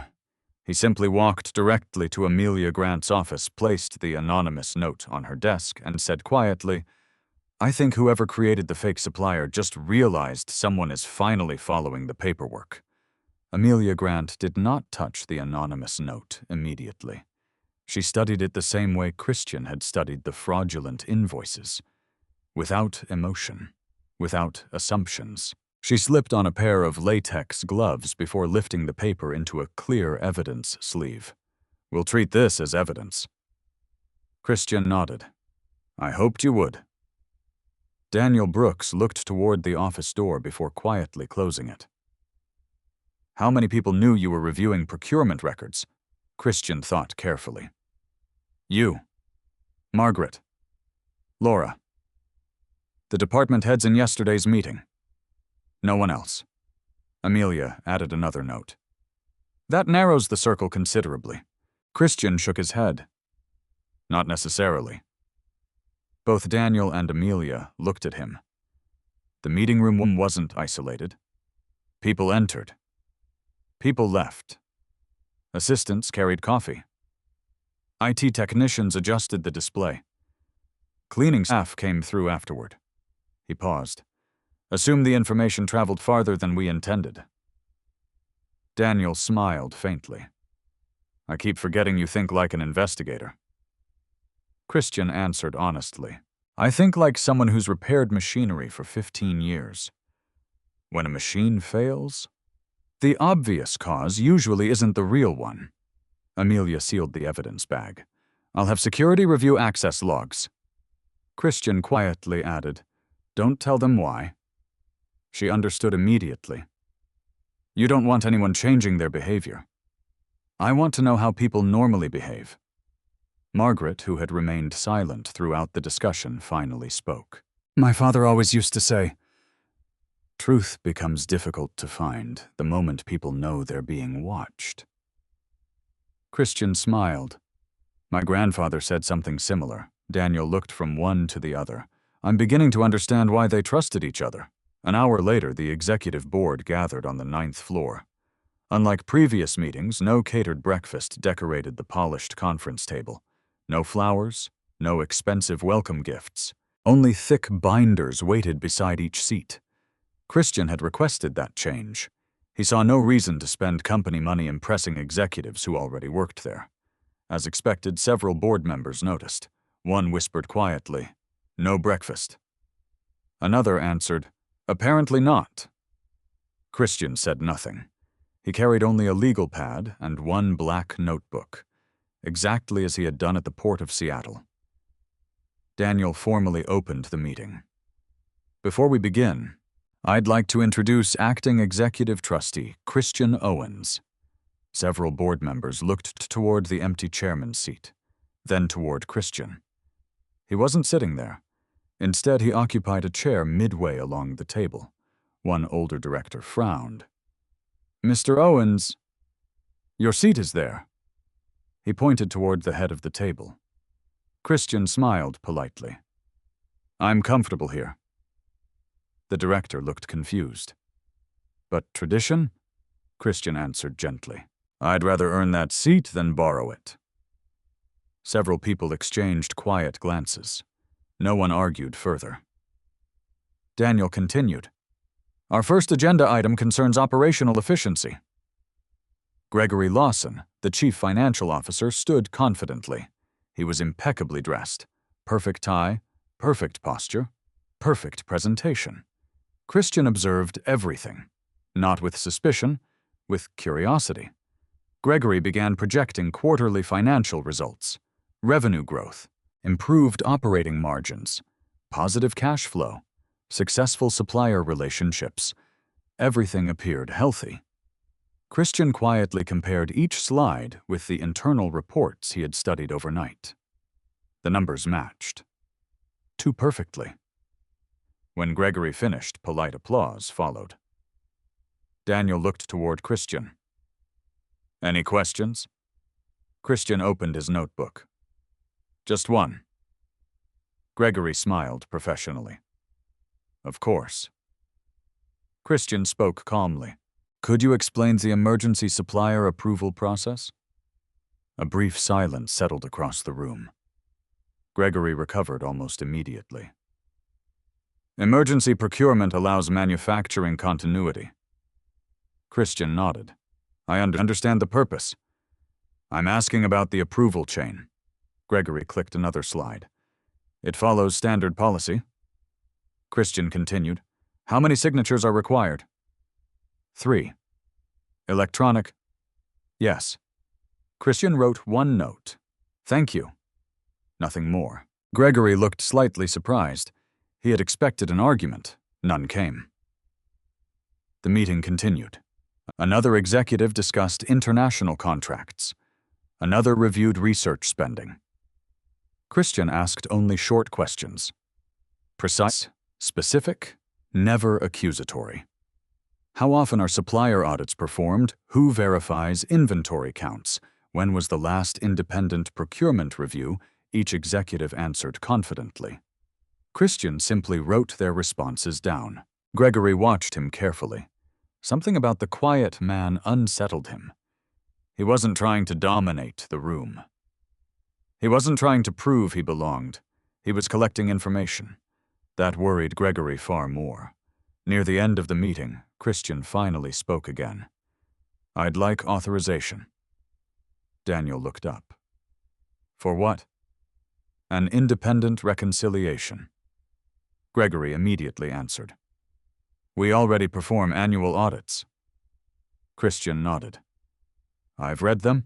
I'm requesting something different. What exactly? Christian looked toward the screen displaying procurement data. I'd like every purchase order matched against 3 things. Shipping records, warehouse receipts, and physical inventory. Several executives exchanged uncertain looks. Gregory smiled politely. That would require considerable time. Christian agreed. It will. And expense. It might.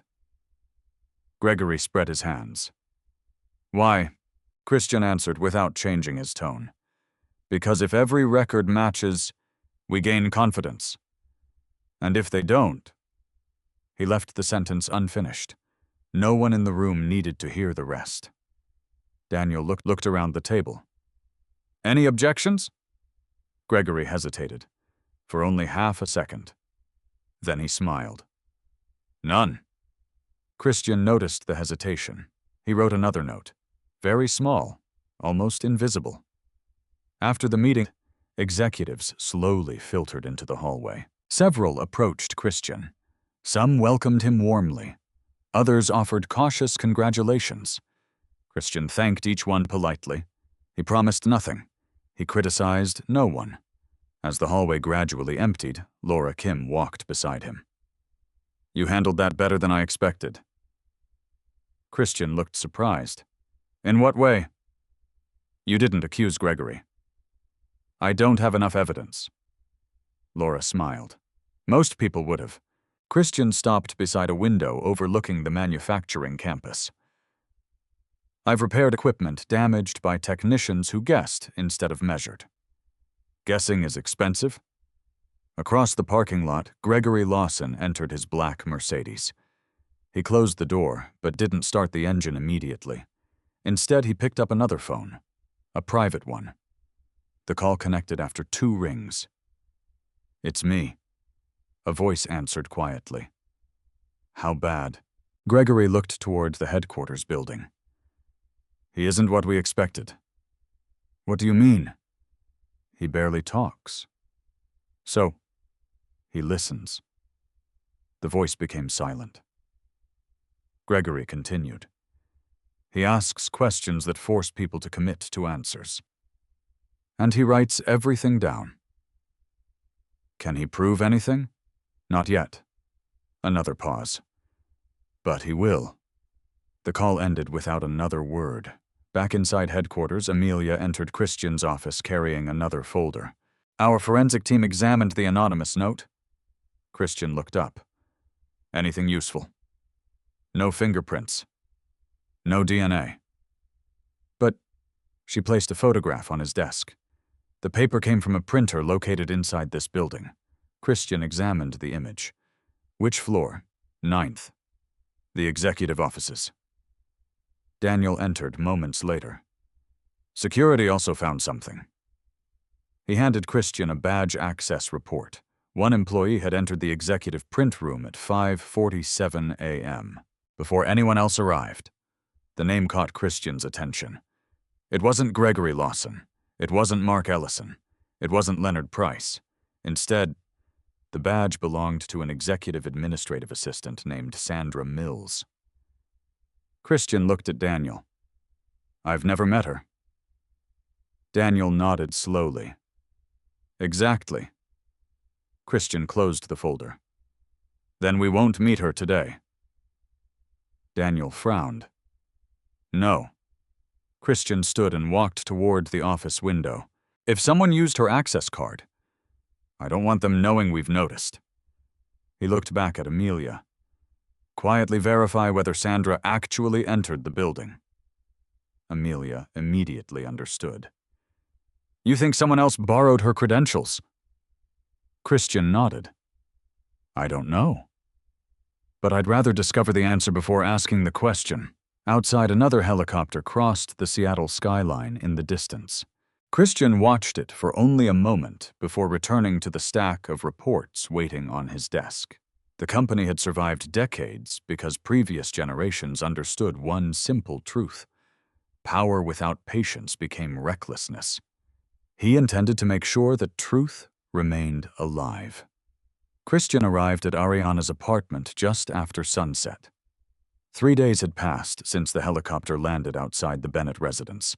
3 days of meetings, 3 days of investigations, 3 days of unanswered questions from the one person who mattered most. He parked his old blue Ford pickup beneath the same maple tree where he had parked hundreds of times before. Daniel had insisted the company provide an executive vehicle. Christian had politely refused. My truck still runs. That had ended the conversation. He climbed the apartment stairs carrying 2 paper bags. One contained groceries. The other held a fresh box of cinnamon rolls. He had baked them himself again before sunrise. This time he intended to make sure Ariana actually tasted one. She opened the door before he knocked. For a long moment, neither of them spoke. She simply stepped forward and wrapped both arms around him. Christian held her quietly. He could feel the tension she had carried since the night Richard forced him out. Finally, she whispered, I missed you. I know. I kept wondering if everything had changed. Christian rested his forehead gently against hers. Some things have. But not this. She smiled through tired eyes. Come inside. The apartment felt exactly as it always had. Small, comfortable. Bookshelves filled with children's novels from Ariana's classroom. A worn sofa they had purchased second-hand years earlier. The coffee table Christian had built himself one winter weekend. Nothing expensive.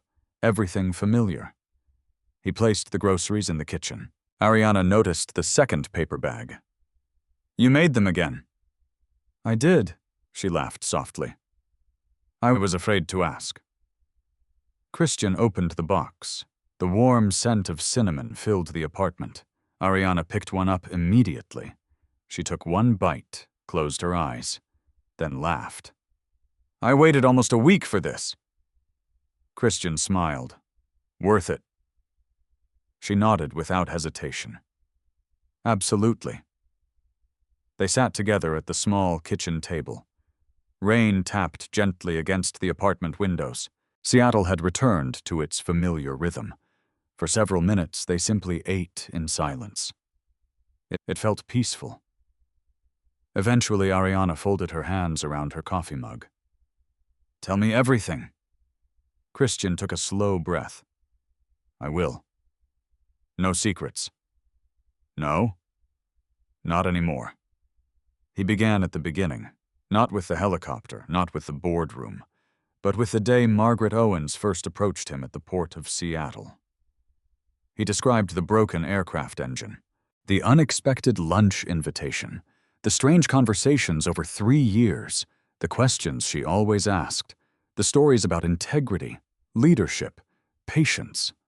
Ariana listened without interrupting. When he finished describing the family history, she remained silent for several moments. So, Margaret is family. Distant family. But yes. And she never told you. No. Because she couldn't. Christian handed her copies of the legal documents Amelia had prepared for him. The agreement required that I never know I was being evaluated. Ariana slowly turned each page. Her eyes widened when she reached the appointment letter. They actually made you responsible for the company. Temporarily. She looked up. Christian, this is enormous. He shrugged slightly. It's also temporary. She studied him. That's the first thing you say. I don't want the title becoming more important than the responsibility. She smiled. That's exactly why they chose you. Christian laughed quietly. They seem to think so. Ariana reached across the table. Can I ask something? Anything? Did you ever hide money from me? Christian looked genuinely surprised. No. Never. I've always shown you every account. I know. She lowered her eyes. My mother said... He gently interrupted. I know what she probably said. She thinks you secretly planned all this. I didn't. Christian opened another folder. This. He handed her the 3-year evaluation agreement. It legally prevented Margaret from explaining anything. Ariana carefully read the relevant section. The confidentiality clause was explicit. Every potential successor remained unaware until the evaluation concluded. Failure to maintain secrecy automatically voided the agreement. She looked back at him. So even if you wanted to tell me, I couldn't. It would have destroyed everything. Christian nodded. And possibly the company. Tears slowly filled her eyes. I thought... She stopped speaking. Christian waited. I thought maybe you didn't trust me. He reached for her hand. I trusted you. I simply couldn't break a legal obligation that protected 23,000 employees. Ariana squeezed his fingers. I understand now. Another silence settled over the apartment. This one felt different. Not uncomfortable. Healing. Eventually, Ariana asked the question she had been carrying since leaving her parents' house. What happens to us? Christian answered without hesitation. We stay us. She smiled. Even if you're running an aerospace company. I'm not running it. I'm protecting it. For now. And after... He looked around their modest apartment. I'd still rather eat homemade dinners here than expensive ones in executive dining rooms. She laughed. I was hoping you'd say that. A knock interrupted the conversation. Both looked toward the front door. Christian frowned. We aren't expecting anyone. Ariana walked to the entrance. Through the peephole, she immediately froze. Christian noticed. Who is it? She answered quietly. My father. Richard Bennett stood outside alone. No expensive business partners. No luxury car waiting at the curb. No audience. Only a tired-looking man holding a small white bakery box. Ariana slowly opened the door. Richard removed his hat. I won't stay long. She remained silent. He looked past her toward Christian. I came because... He hesitated. I owe both of you something. Christian stood but did not move closer. Richard carefully lifted the bakery box. I stopped by a bakery this morning. He looked almost embarrassed. They told me homemade cinnamon rolls taste better. No one smiled. Richard slowly lowered the box. I should have known that already. The apartment remained quiet.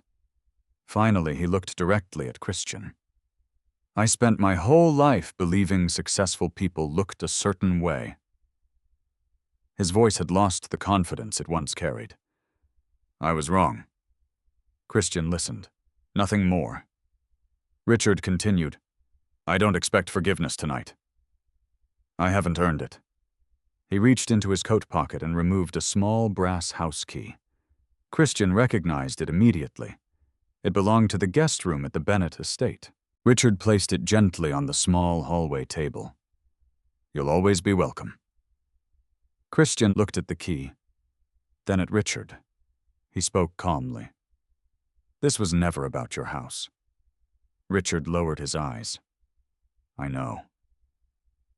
It was about respect. For the first time in years, Richard Bennett had no argument, only silence. After several seconds, he quietly nodded. You're right. He turned towards the door. I'll leave now. Before he stepped outside, Christian spoke once more. Richard. The older man turned. When all this is over, I'd like you to come here. Richard looked confused. Here, Christian nodded toward the kitchen table. We'll eat homemade cinnamon rolls. No business. No titles. Just family. Richard stared at him. Christian wasn't offering victory. He wasn't demanding humiliation. He was offering something Richard had not expected, a chance to rebuild. Richard swallowed hard. I'd like that. He quietly walked away. Ariana closed the apartment door. Neither she nor Christian spoke for several moments. Finally, she looked toward him. You really are impossible to hate. Christian smiled gently. I don't think that's true. He looked toward the untouched bakery box Richard had left behind. I just think carrying anger is heavier than carrying a toolbox. Ariana laughed through fresh tears. Then her phone buzzed. She glanced at the screen. The caller ID read Margaret Owens. Ariana looked at Christian before answering the phone. He nodded once. She accepted the call and placed it on speaker. Good evening, Margaret. Good evening, Ariana. Margaret's calm voice filled the quiet apartment. I hope I'm not interrupting dinner. Ariana smiled faintly. We just finished. Margaret paused. I'm actually calling for Christian. I'm here, Christian said. I expected you would be. There was something different in Margaret's tone. Not fear, not urgency, precision. The Department of Justice approved the coordinated warrants. Christian straightened slightly. So it's happening? Yes. She continued quietly. The FBI and the Securities and Exchange Commission will begin executing search warrants tomorrow morning. Ariana looked at Christian. He remained perfectly calm. Margaret continued.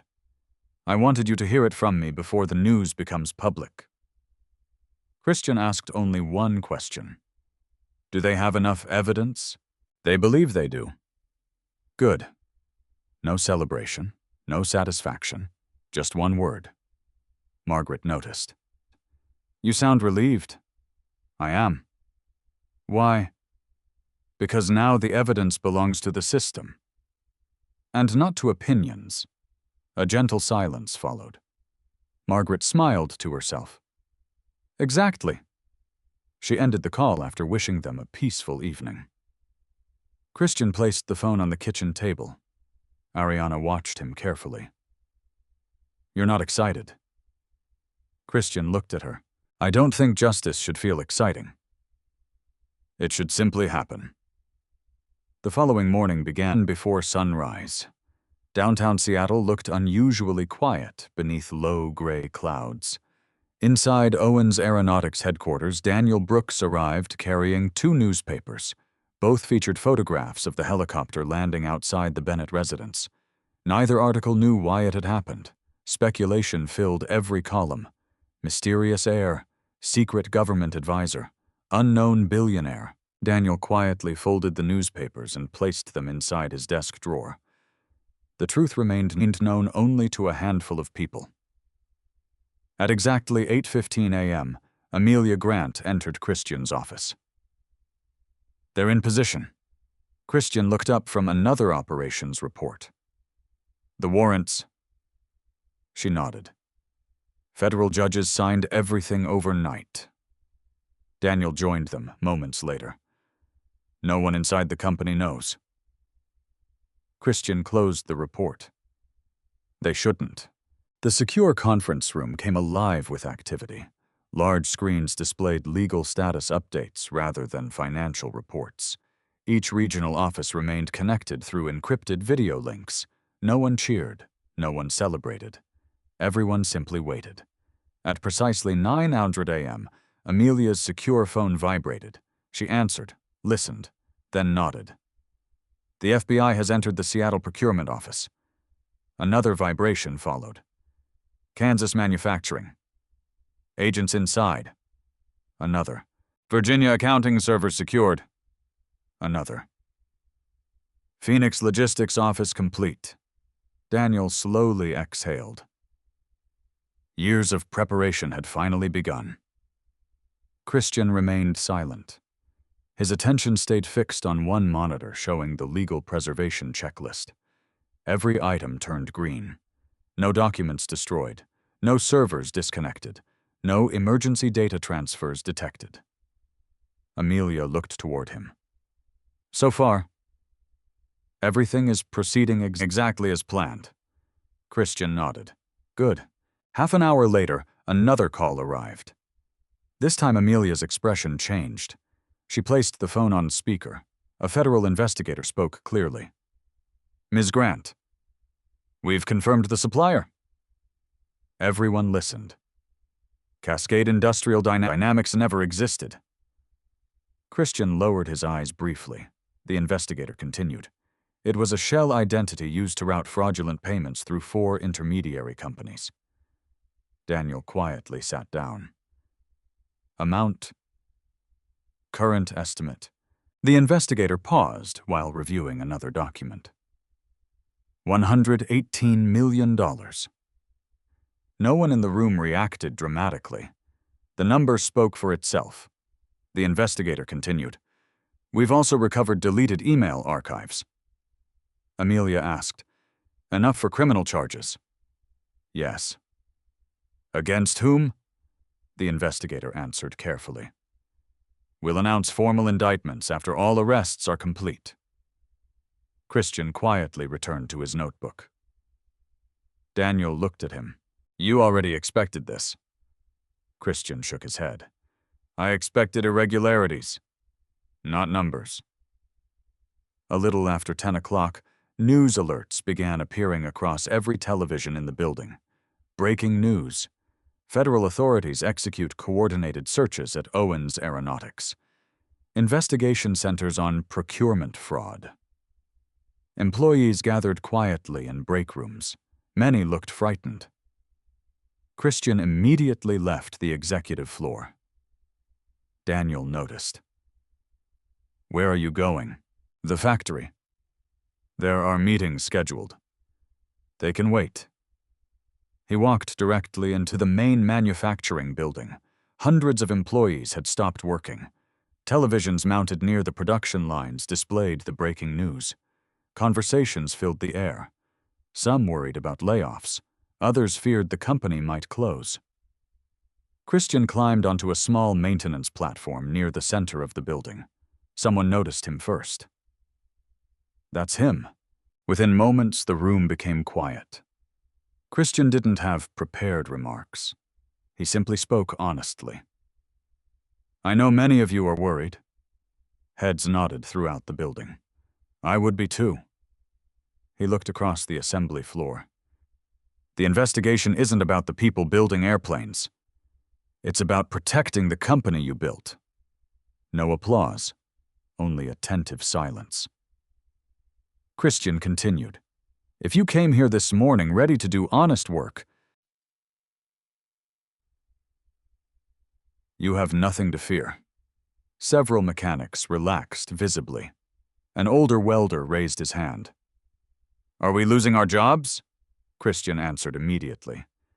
"My responsibility is to prevent that."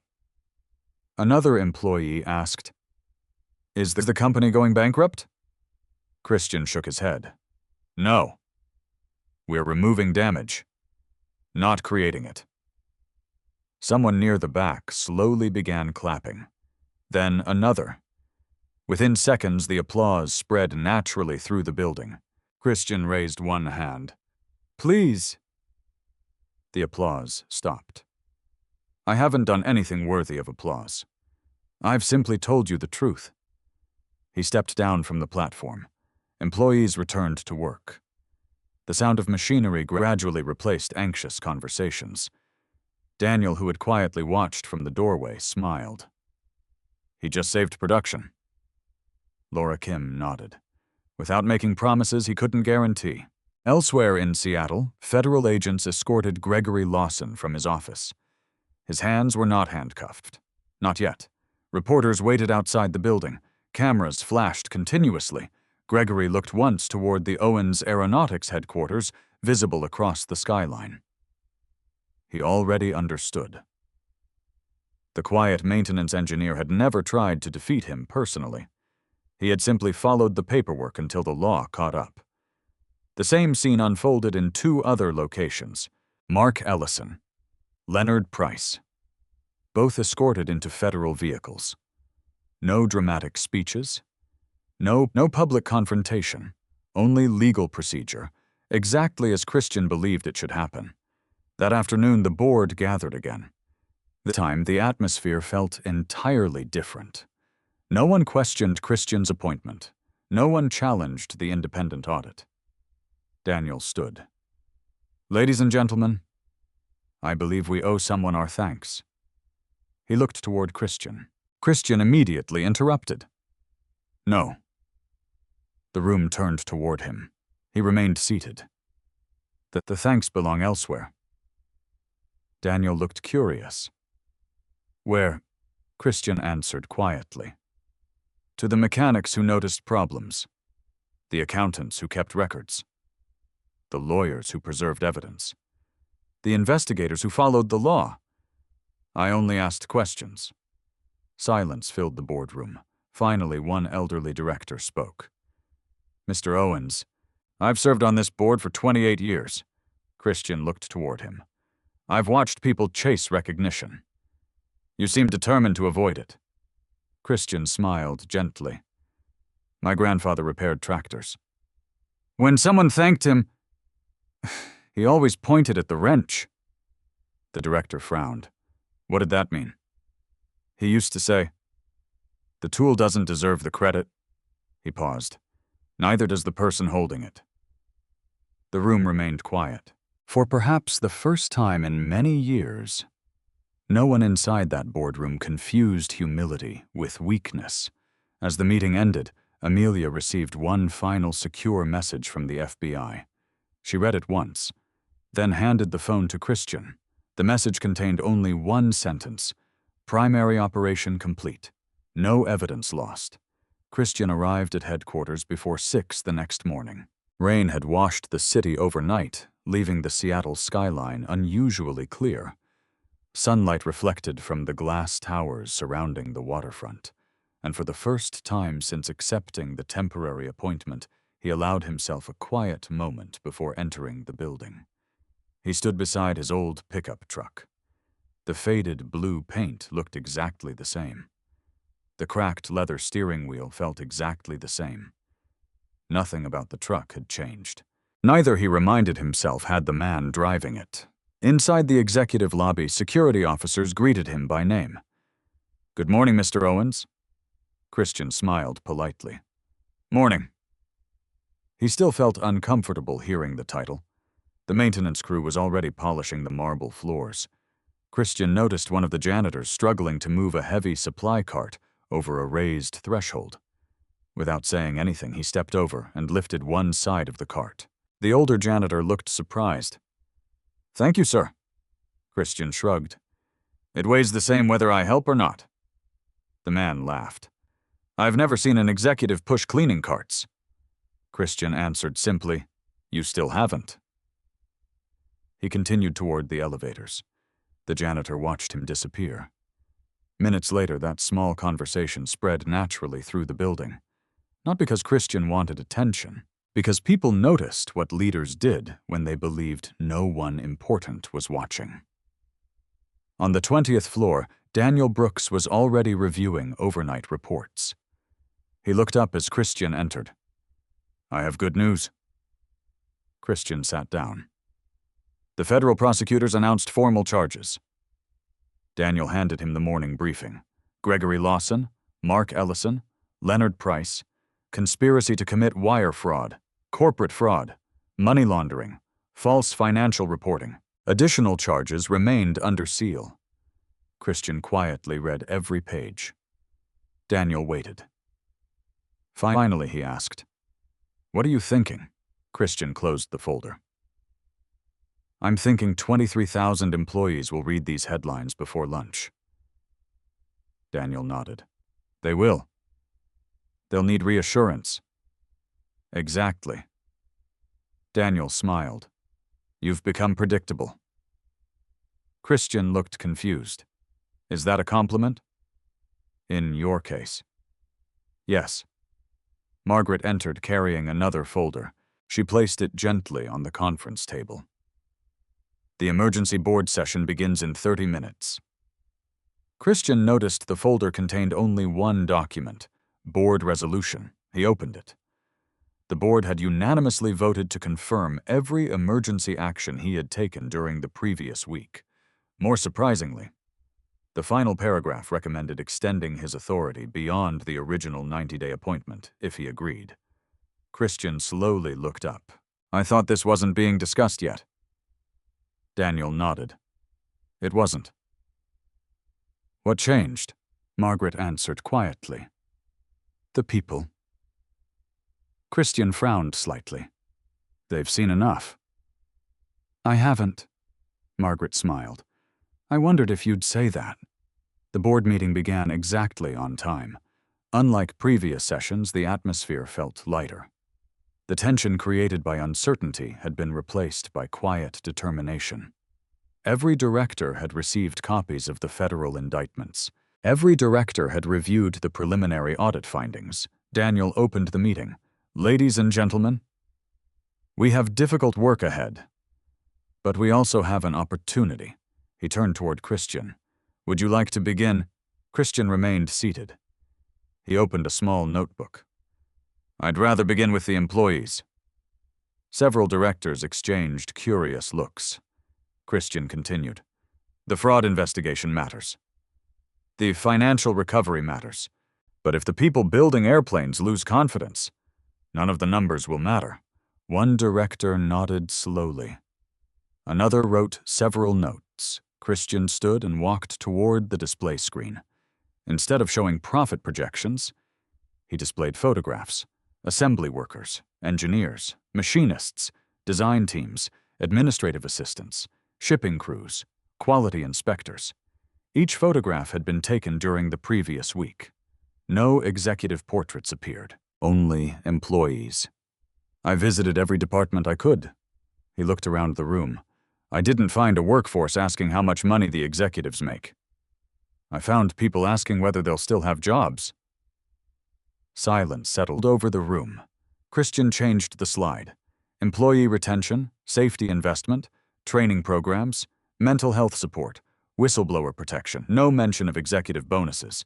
No discussion of stock prices. Director Susan Holloway quietly spoke. "I've been on this board for 15 years. Christian looked toward her. "I don't remember the last presentation that started with employees instead of shareholders." Christian answered calmly. "The shareholders invested in people. Without the people, their investment has no value." Several directors nodded, one by one. Not because the statement sounded inspiring, because it was difficult to argue against. After the meeting, the board unanimously approved every recommendation.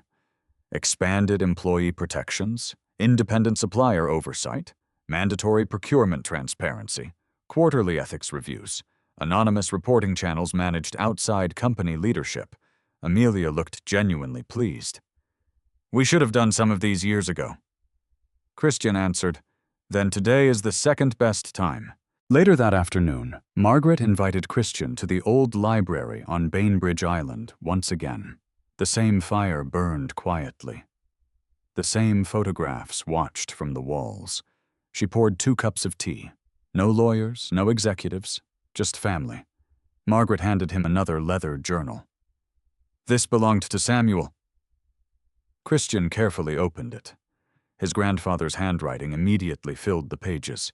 Maintenance notes, sketches, observations, simple thoughts written after long workdays. Near the middle of the journal, one paragraph caught his attention. "Never let people mistake your silence for surrender. A mechanic learns more listening to a broken engine than shouting at it. The loudest part of a machine is rarely the part that's actually failing." Christian smiled. "That sounds exactly like him." Margaret nodded. "He gave this to my father 1 week before he died." Christian turned another page. A photograph slipped onto the table. It showed Samuel Owens standing beside a teenage boy holding a wrench. Christian recognized himself immediately. He couldn't have been older than 12. "I forgot this picture existed." Margaret smiled warmly. "Your grandfather didn't. He carried it for years." Christian looked at the faded photograph for a long time. He remembered that afternoon. Samuel had spent 6 hours teaching him how to repair an old lawn tractor. Not once had he raised his voice. Not once had he taken the wrench away. He had simply allowed Christian to learn. Margaret quietly asked, "Do you know why William Prescott trusted Samuel so completely?" Christian shook his head. Margaret pointed toward the journal. "Because Samuel never tried to become important. He only tried to become useful." Christian closed the journal gently. Outside evening sunlight reflected across Puget Sound. He suddenly understood something. Everything that had happened, the helicopter, the investigation, the appointment, the board, none of it had started that night outside the Bennett mansion. It had started decades earlier in a small repair shop where one honest mechanic chose integrity instead of recognition. Margaret watched him quietly. "What are you thinking?" Christian smiled softly. "I'm thinking. My grandfather repaired more than machines." Margaret nodded. "He certainly did." As Christian prepared to leave, Amelia called from the front entrance. She carried a sealed envelope. "This just arrived from the federal court." Christian opened it. The judge had approved the appointment of an independent corporate monitor. The final line immediately caught his attention. The monitor requested Christian's presence at tomorrow's hearing. Tomorrow, the last day of his temporary appointment. And perhaps the day that would determine the rest of his future. The federal courthouse in downtown Seattle stood beneath a clear morning sky. Christian Owens parked his aging Ford pickup in the same public parking garage he had always used whenever he visited the city. The security officer at the entrance recognized him from the television coverage surrounding the investigation. "Mr. Owens, there's reserved parking downstairs." Christian smiled politely. "I appreciate it. But this spot works." The officer watched him walk toward the courthouse carrying the same worn leather notebook he had owned for years. No assistants followed. No security detail surrounded him. Inside courtroom 4, the hearing began exactly at 9 o'clock. Federal Judge Eleanor Matthews reviewed the independent monitor's preliminary findings. The investigation had confirmed every major conclusion. The fraudulent procurement network had operated for nearly 7 years. More than $118 million had been diverted through shell companies. Because the evidence had been preserved before records could be destroyed, prosecutors expected successful convictions. Judge Matthews looked toward Christian. "Mr. Owens, He stood. The court has reviewed your cooperation with investigators. Christian simply nodded. The judge continued. Several agencies noted that your team avoided interfering with the criminal investigation, despite possessing significant internal authority. Christian answered quietly. We believed the evidence belonged in court, not in the media.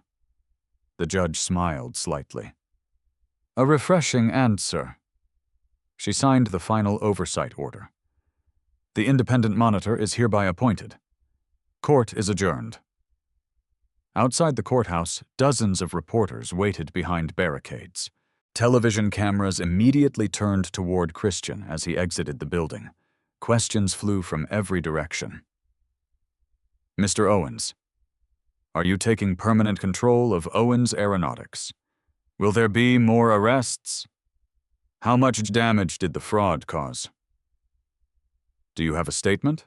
Christian stopped walking. He looked at the reporters, then toward the employees of Owens Aeronautics who had quietly gathered across the street before work. Many still wore factory uniforms. Some had brought their children. Christian stepped toward the microphones. I'll make one statement. The crowd became silent. The investigation isn't the story. Several reporters looked confused. Christian continued. The story is that thousands of honest people came to work every day, while a small number chose to betray their trust. He paused briefly. The company exists because of those honest people, not because of the people who stole from it. Another reporter shouted, Will you remain CEO? Christian smiled faintly. I'm not the CEO. I'm the temporary trustee. But the board wants you to stay, Christian answered honestly. They've asked. And your answer? He looked across the street toward the employees waiting quietly. My answer belongs to them first. Without taking another question, he walked away. An hour later, the full board assembled one final time. The atmosphere differed completely from the first meeting Christian had attended. No empty traditions, no unnecessary ceremony, only business. Daniel Brooks stood. As everyone knows, the original 90-day appointment concludes today. He looked around the room. The governance committee has submitted a recommendation. Susan Holloway opened the sealed resolution. The committee unanimously recommends appointing Christian Owens as permanent executive chairman of Owens Aeronautics Holdings. Several directors nodded. No objections came. Daniel looked toward Christian. The decision is yours. Every eye in the room settled on him. Christian remained silent for several moments. He looked at the photographs displayed along the boardroom wall. Previous chairmen, founders, engineers, generations of leadership. Finally, he stood. I've spent the last several weeks thinking about this. He folded his hands calmly.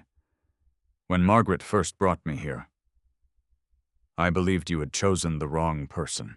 A few quiet smiles appeared around the room. I still believe there are people in this company who understand aerospace engineering better than I ever will. He paused. And that's exactly why I shouldn't become permanent executive chairman. The room fell completely silent. Daniel looked genuinely surprised. Christian, he gently raised one hand. Please let me finish. Daniel nodded. Christian continued. This company doesn't need another person holding too much authority. It needs strong systems, independent oversight, engineers who are heard, employees who are protected, and leaders willing to disagree with each other. He looked toward Daniel. I've watched you lead this company through impossible months. You know its people. You know its customers. You know its future. Christian picked up the appointment resolution, then quietly placed it back on the table. I respectfully decline permanent appointment. Several directors looked stunned. Margaret, however, simply smiled. Christian continued. I will remain long enough to complete the transition. I'll serve as trustee until every reform we've approved is fully implemented. After that, I'd like to return to solving mechanical problems. Daniel slowly stood. You'd walk away from this? Christian nodded. I never came here looking for a title. I came because someone asked for help. The room remained silent. Finally, Susan Holloway quietly began applauding. Not loudly, just once. Then another director joined. Soon every person around the table stood. Christian looked almost uncomfortable. I haven't earned that, Margaret answered softly. Sometimes the rarest achievement, that is knowing when enough is enough. 3 months later, Owens Aeronautics reported its strongest employee confidence survey in company history. Procurement systems had been completely rebuilt. Independent audits became permanent policy. Anonymous ethics reporting increased. Production delays fell dramatically. Not because one man saved the company, because thousands of honest employees finally trusted the system protecting them. Daniel Brooks officially accepted appointment as permanent chief executive officer. Christian remained only as an unpaid senior trustee until every transition document had been completed. On his final afternoon, he quietly cleaned out the temporary office that had never truly felt like his. There were no expensive decorations to remove, only his notebook, a framed photograph of Samuel Owens, and a wrench Harold had given him after repairing the robotic assembly station. Laura Kim stopped by the doorway. So, what's next? Christian smiled. I promised someone I'd visit the port. She laughed. They'll probably put you back to work. I hope so. They've been short one maintenance engineer. That same evening, Christian drove his old pickup toward the port of Seattle. The crane stood exactly where they always had. The workshops smelled of steel diesel fuel, hydraulic oil, and salt water. His former co-workers greeted him with surprised smiles. Thought you'd forgotten us. Christian laughed. I was only gone a little while. Frank, the senior mechanic, tossed him a pair of work gloves. Good. Forklift number 12 has been making a strange noise. Christian caught the gloves effortlessly. I was hoping you'd say that. Across the parking lot, Ariana stepped out of her car carrying 2 cups of coffee. She watched Christian disappear beneath the raised forklift with a flashlight. Grease stained his hands within minutes. He looked completely at home. Margaret arrived quietly a few minutes later. She stood beside Ariana. He's exactly where he belongs. Ariana smiled. I know. In the distance, the familiar sound of rotor blades echoed across Elliott Bay. Another helicopter crossed the evening sky. Christian looked up for only a moment before returning to the machine beneath him. The helicopter no longer represented rescue, or power, or status. It had simply been the vehicle that carried him toward a responsibility he never asked for, but accepted with quiet dignity. The real measure of his life had never been the aircraft that came to collect him. It was the character that had already existed long before anyone knew his name. The greatest victories in life rarely begin with applause. More often they begin in silence when no one believes in you, when your kindness is mistaken for weakness, and when your value is measured by the clothes you wear instead of the character you carry. Christian's journey reminds us that true strength isn't found in loud arguments or dramatic revenge. It's found in the discipline to stay calm when others lose control, the patience to let truth arrive before reacting, and the courage to keep doing the right thing even when nobody is watching. Reputation can be damaged by rumors in a single day, but character is built quietly over years, one decision at a time. Perhaps you've experienced something similar. Maybe you've been underestimated because of your job, your appearance, your financial situation, or simply because you chose humility over showing off. If so, remember, this people's opinions can delay your recognition, but they cannot erase your worth. In the end, facts outlast assumptions, integrity outlasts pride, and genuine respect is earned, not demanded. Now I'd love to hear from you. Have you ever been judged unfairly or underestimated by someone who later discovered the truth? Share your story in the comments. Your experience may encourage someone else who is going through the same struggle today. And if this story moved you, please subscribe to the channel and join us again tomorrow. We'll bring you another powerful story about resilience, justice, and the quiet strength that changes lives when no one